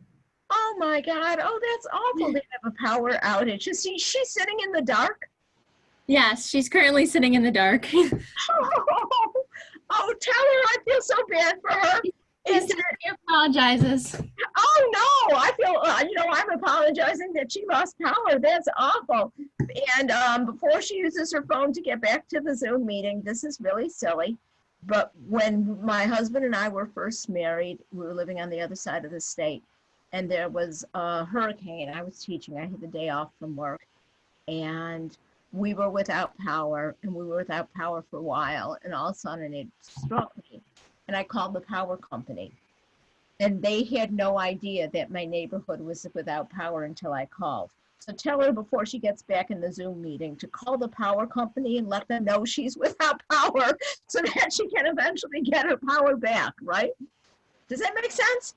Yes. Do you guys, when you lose power or anything, do you ever call the power company and let them know? Because it was shocking to me at that point in time that they had no idea. So, like, oh boy. Yeah, sorry. So, how'd you guys do with drawing 5 plus 3? First arrow would be to 5, Mhm. and then from 5 we'd have an arrow of length 3. Mhm. And so my final answer would be that that whole thing has a length of 8. 8. Life is good. 8. Yeah. Then when we talked about properties of set operations, we talked about, a bunch of properties. We're going to see some of the same I properties have a in addition. quick question. Sure. Please ask it. Okay, darling. So the line on top we have to show is basically the equals, right? Yeah. Would we have to show that? Yeah, okay. I guess sometimes instead of showing the arrow over to equal 8, sometimes you see like 8 circles. That would suffice too. Okay, I just want to make sure, like, for the test and stuff. Yeah. Okay. So has anybody ever heard of the closure property? Closure property says, we're going to say that a set is closed under an operation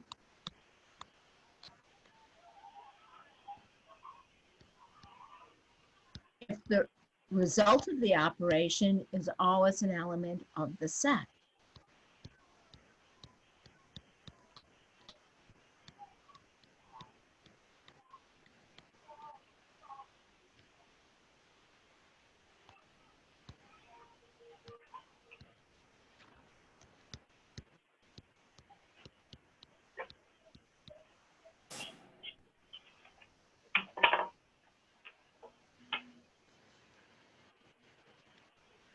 And so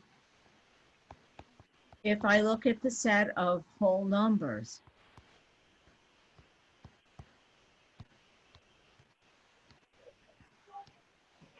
and I look at the operation of addition, is it closed? And what the question is asking is, when you add 2 whole numbers, is the answer always a whole number?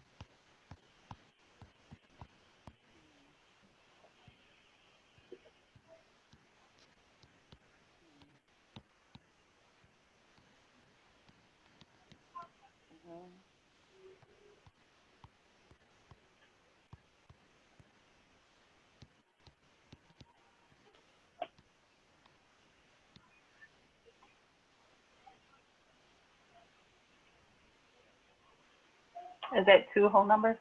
Yeah. When you- And I don't mean the number 2. I should have written out the word 2. That would make Oh, okay. 2 being cardinal. I'm saying, I've got 2 numbers. But whenever I add 2 whole numbers, it's the total always a whole number.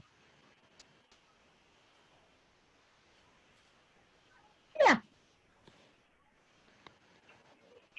And you'll find that some sets are closed under addition and some are not.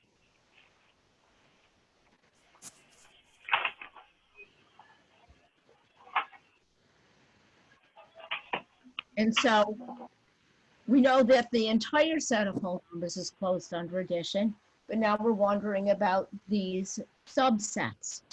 So this first subset contains the numbers 10, 15, 20, 25, 30, 35, 40. And so they're like our multiples of 5, right? Whenever I add 2, numbers in this set, will the answer always be in that set? Yes.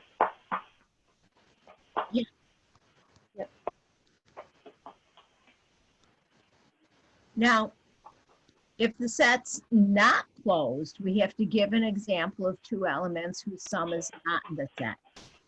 So the next set just contains the numbers from 1 to 1,000. Is that set closed? Whenever I add two numbers in that set, do I get another number in that set? Yes. Do I?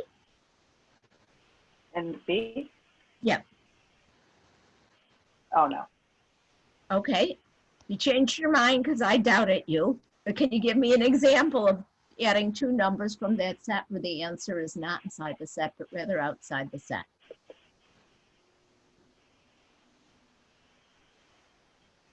Because they What wouldn't if I took, add. yeah, what if I took 1,000 plus 1? Isn't that 1,001? Yeah, I was going to say. Yeah, don't you and if add I it have in the this set, one? how about C? My set only contains 0. Is that closed under addition? Yes. Yes, because whenever I add 0 to 0, I get 0.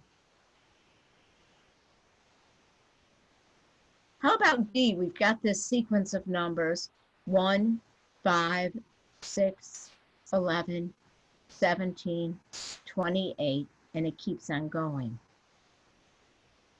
How does it look like those numbers are defined? Where's that pattern coming from?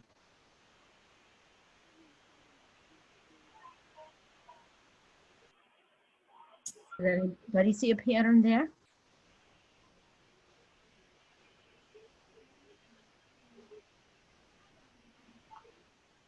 Yeah.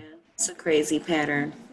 But let's see, 1 plus 5 is 6. 6. 5 plus 6 is 11. 6 plus 11, 7 is 17. 11 plus 17 is 28. 28. So do you see how the pattern's being developed? I want to know, Yes. is it closed? Whenever I add two numbers in that set, do I get another number? Yeah.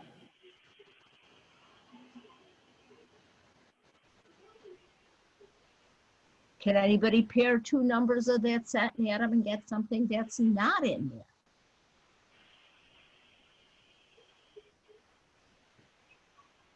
What if I took 1 and added it to 11? What do I get? 12. 12. Is 12 in that set? No. No. So that one's not closed. What do they mean by not closed? That's It what I'm means confused on. just in order to be closed, the answer is in the set. So if we can come up with one Oh, okay. example where the answer is not in the set, then it's not closed. Okay. That's what I was confused. I'm like, I'm not understanding what you're asking. Okay. Whenever we add 2 from here, is the answer always in here? So over here, if I look at the numbers bigger than 19, whenever I add 2 numbers bigger than 19, do I get a number bigger than 19? Yeah. Yes. And now let's look at this last one. This last one is, what are the multiples of 3? Excuse me. Whenever I add 2 multiples of 3, do I get a multiple of 3? Yes. Yes. So that one is closed. So first property you need to be familiar with is the idea of closure. And the closure just means that the answer's in the set. The answer exists in that set. The next is the commutative property of addition.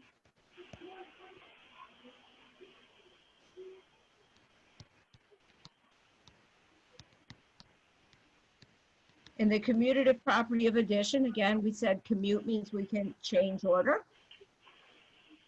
It says that A plus B equals B plus A.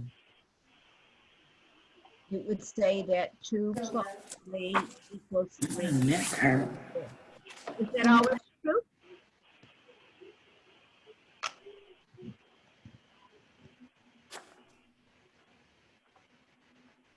It's not community property. Yeah, I know. Man, do you want to drink something? Are those sets closed?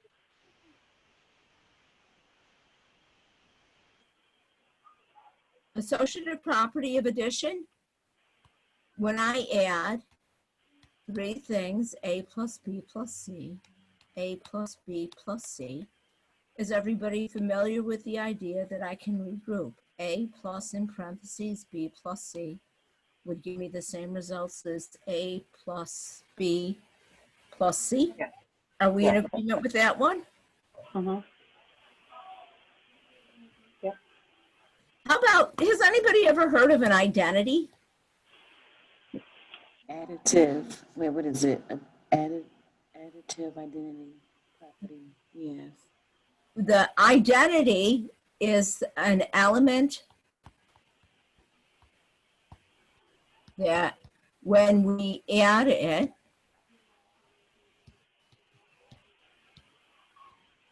it does not change the value of the other number.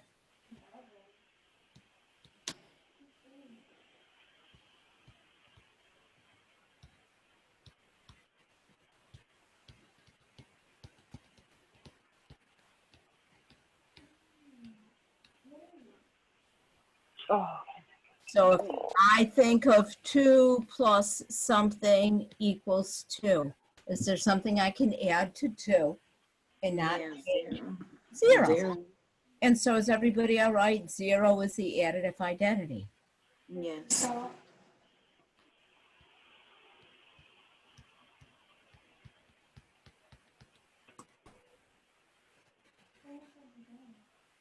So a couple of examples where, and they carry on to the next page, you have to name the property.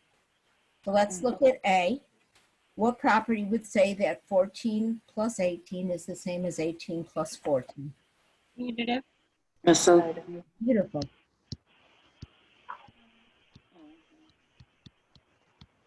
What property would say that if I add 12,345,678 to 97,865,302? Yeah, beautiful. And you made me say all those words. I was wondering how far you were gonna go. I see how it is. Oh boy. Next one. identity. Oh, She said identity.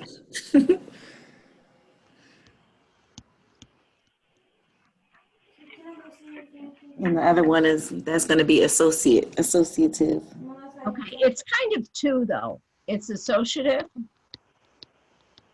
and in a childish middle school sort of way. Be careful when you abbreviate associative. Add a couple extra letters there. Especially when a child has to spell it slow. They're like A S S. Oh. But you see over here, we did associative and we also did commutative.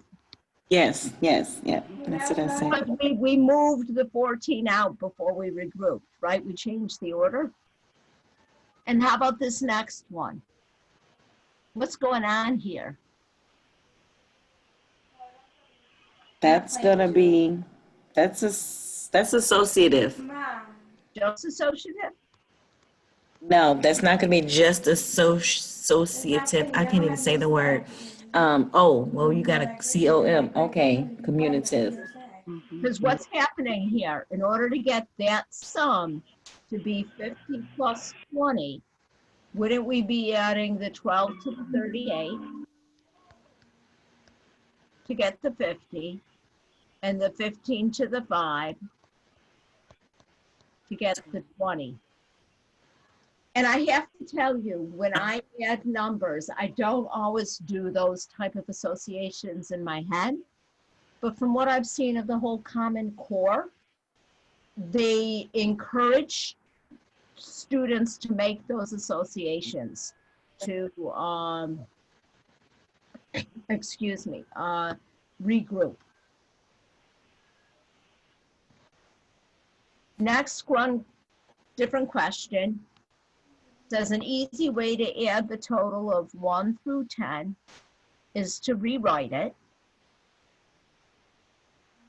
so that we're adding 1 plus 10, 2 plus 9, 3 plus 8, 4 plus 7, and 5 plus 6. And each of those sums add up to 11. So we'd have 5 groups of 11 or 55. Doesn't that almost remind you of that whole Gauss's trick where he was rearranging them so that they added on to the same? In the same way, can you come up with an easy way to add the numbers 1 through 20? Let's see.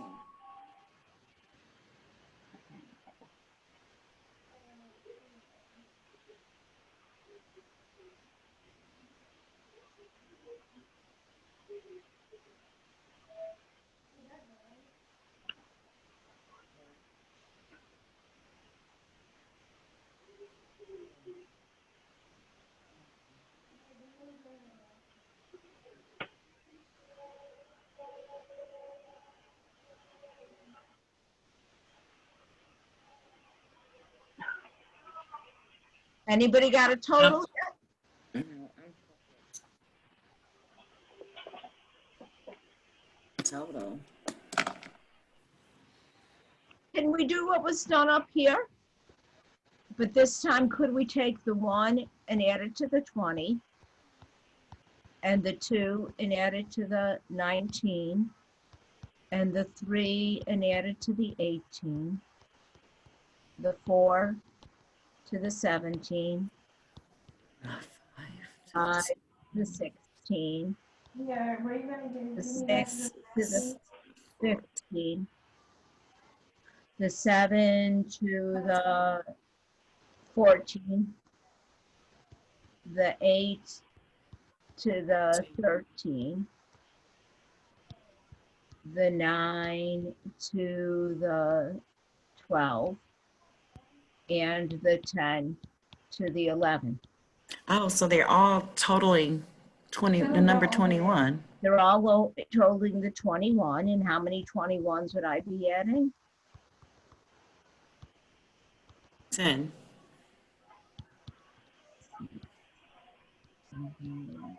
8, Right? 9. 4, None of 6, 8, And 10. so 10 21s would add to 21,000. 210?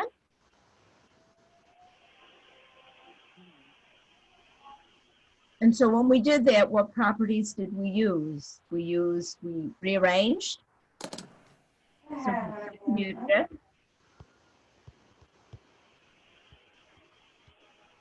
and we regrouped, so we used the associative.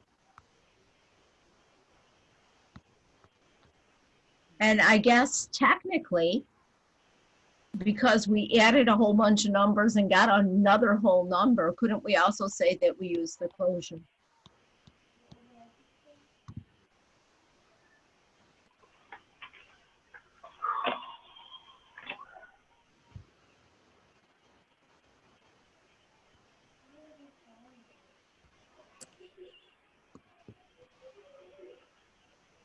And so how could we show the properties on a number line? And let's not do all of them because I don't have that much space here.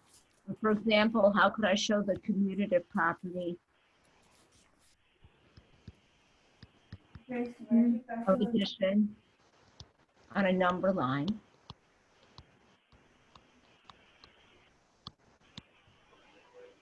With an example like 2 plus 3 and 3 plus 2.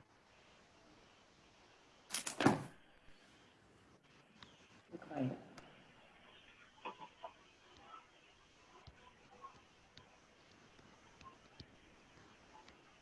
2.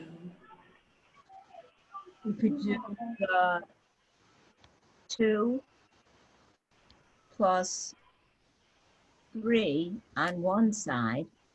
And then on the other side, couldn't we do the 3 plus 2 and both make us to 5? And see how that would show that commutative property of addition.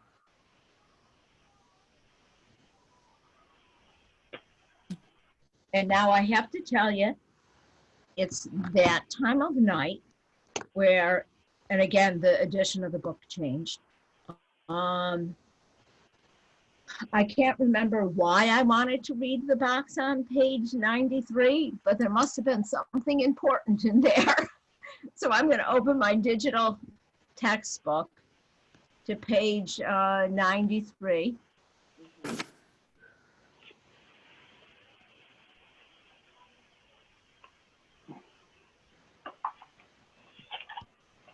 I apologize, but you guys don't have the digital textbook. But to get the My Math Lab access and have that digital textbook, it probably would have cost you guys to an extra $100. So we didn't do it.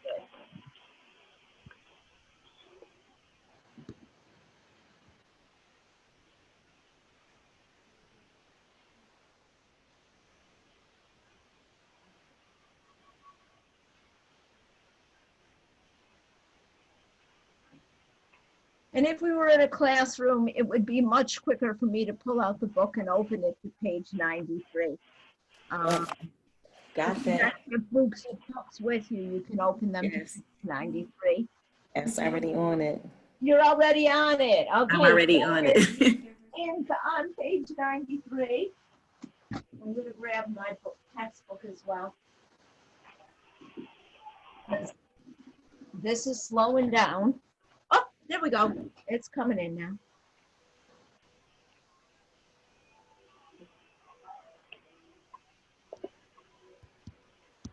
No, it isn't.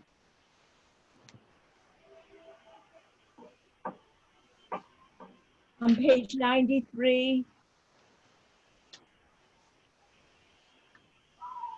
I want to look at the box on the top that shows the commutative property on the number line, like what we just did.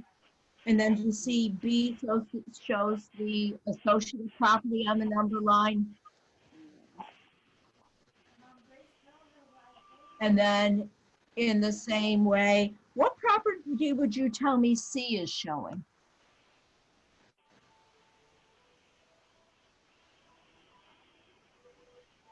There it is, for those of you who are bookless. What property would you tell me C is showing? Identity. Identity, beautiful. So that C is showing the identity property. So A would be that commutative property, that 4 plus 2 takes me to the same place as 2 plus 4. B is saying, well, if I add 3 plus 2 plus 6, I add the 3 and 2 first and then add on the 6, I would get the same answer as if I added the 2 to the 6 first. So that would be our associative property. And then C is that additive identity. So let's see. I've got it 8:33. Let's just start doing a little bit of defining that subtraction. And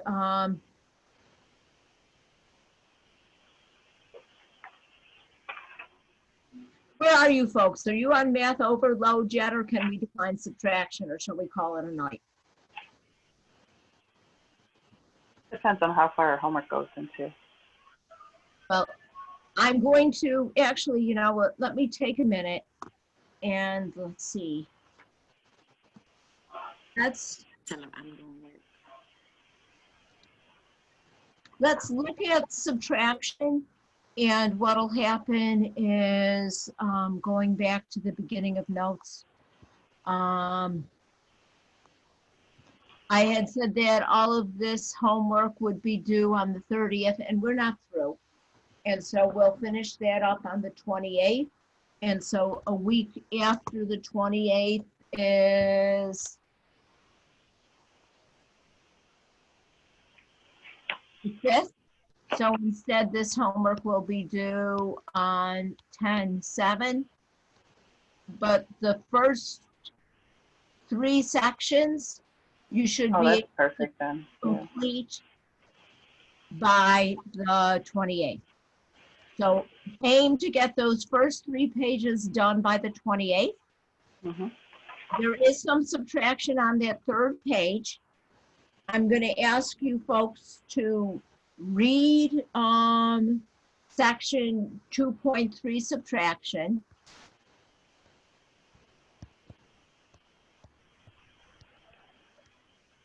It talks about the different models of subtraction that will be on that 3rd page. If it makes sense, answer those subtraction questions. If it doesn't make sense, that's where we'll pick up next class. How does that sound? That sounds perfect. All right. And I'm just looking, I don't want to do like half of subtraction now and the other half of subtraction next class. And well, what do you think? Can we do 2 pages in 10 minutes or should we call it a night?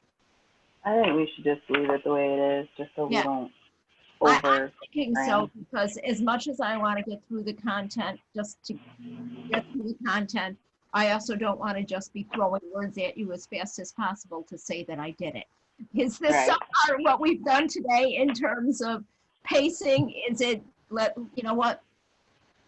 In terms of pacing, was today okay? Is everybody all right wrapping their minds around everything that we looked at today?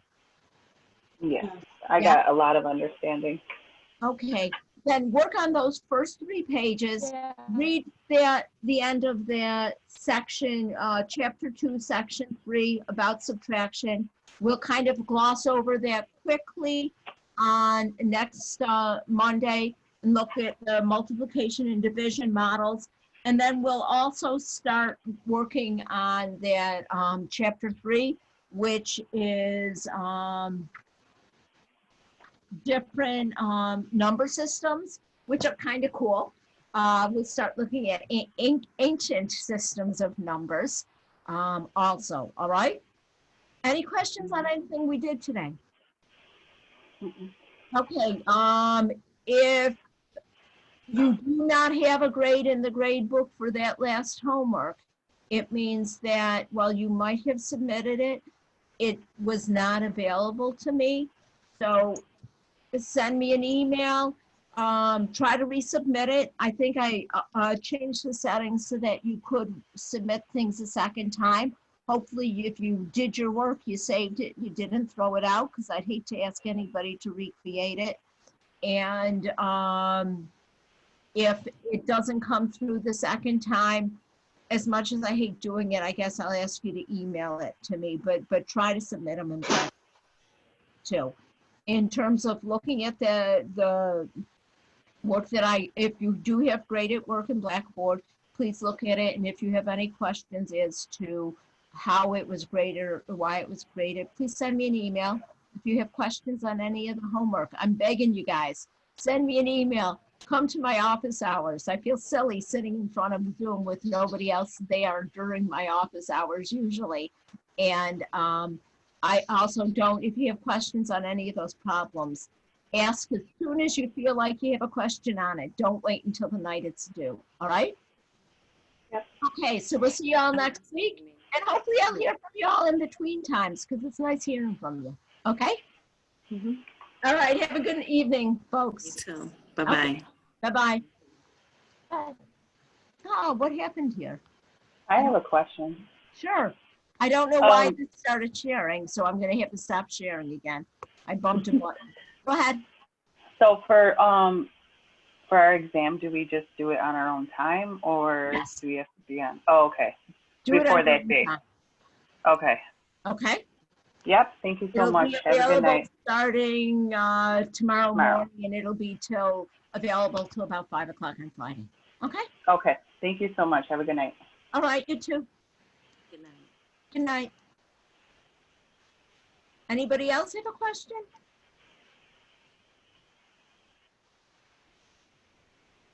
Darlene, you okay?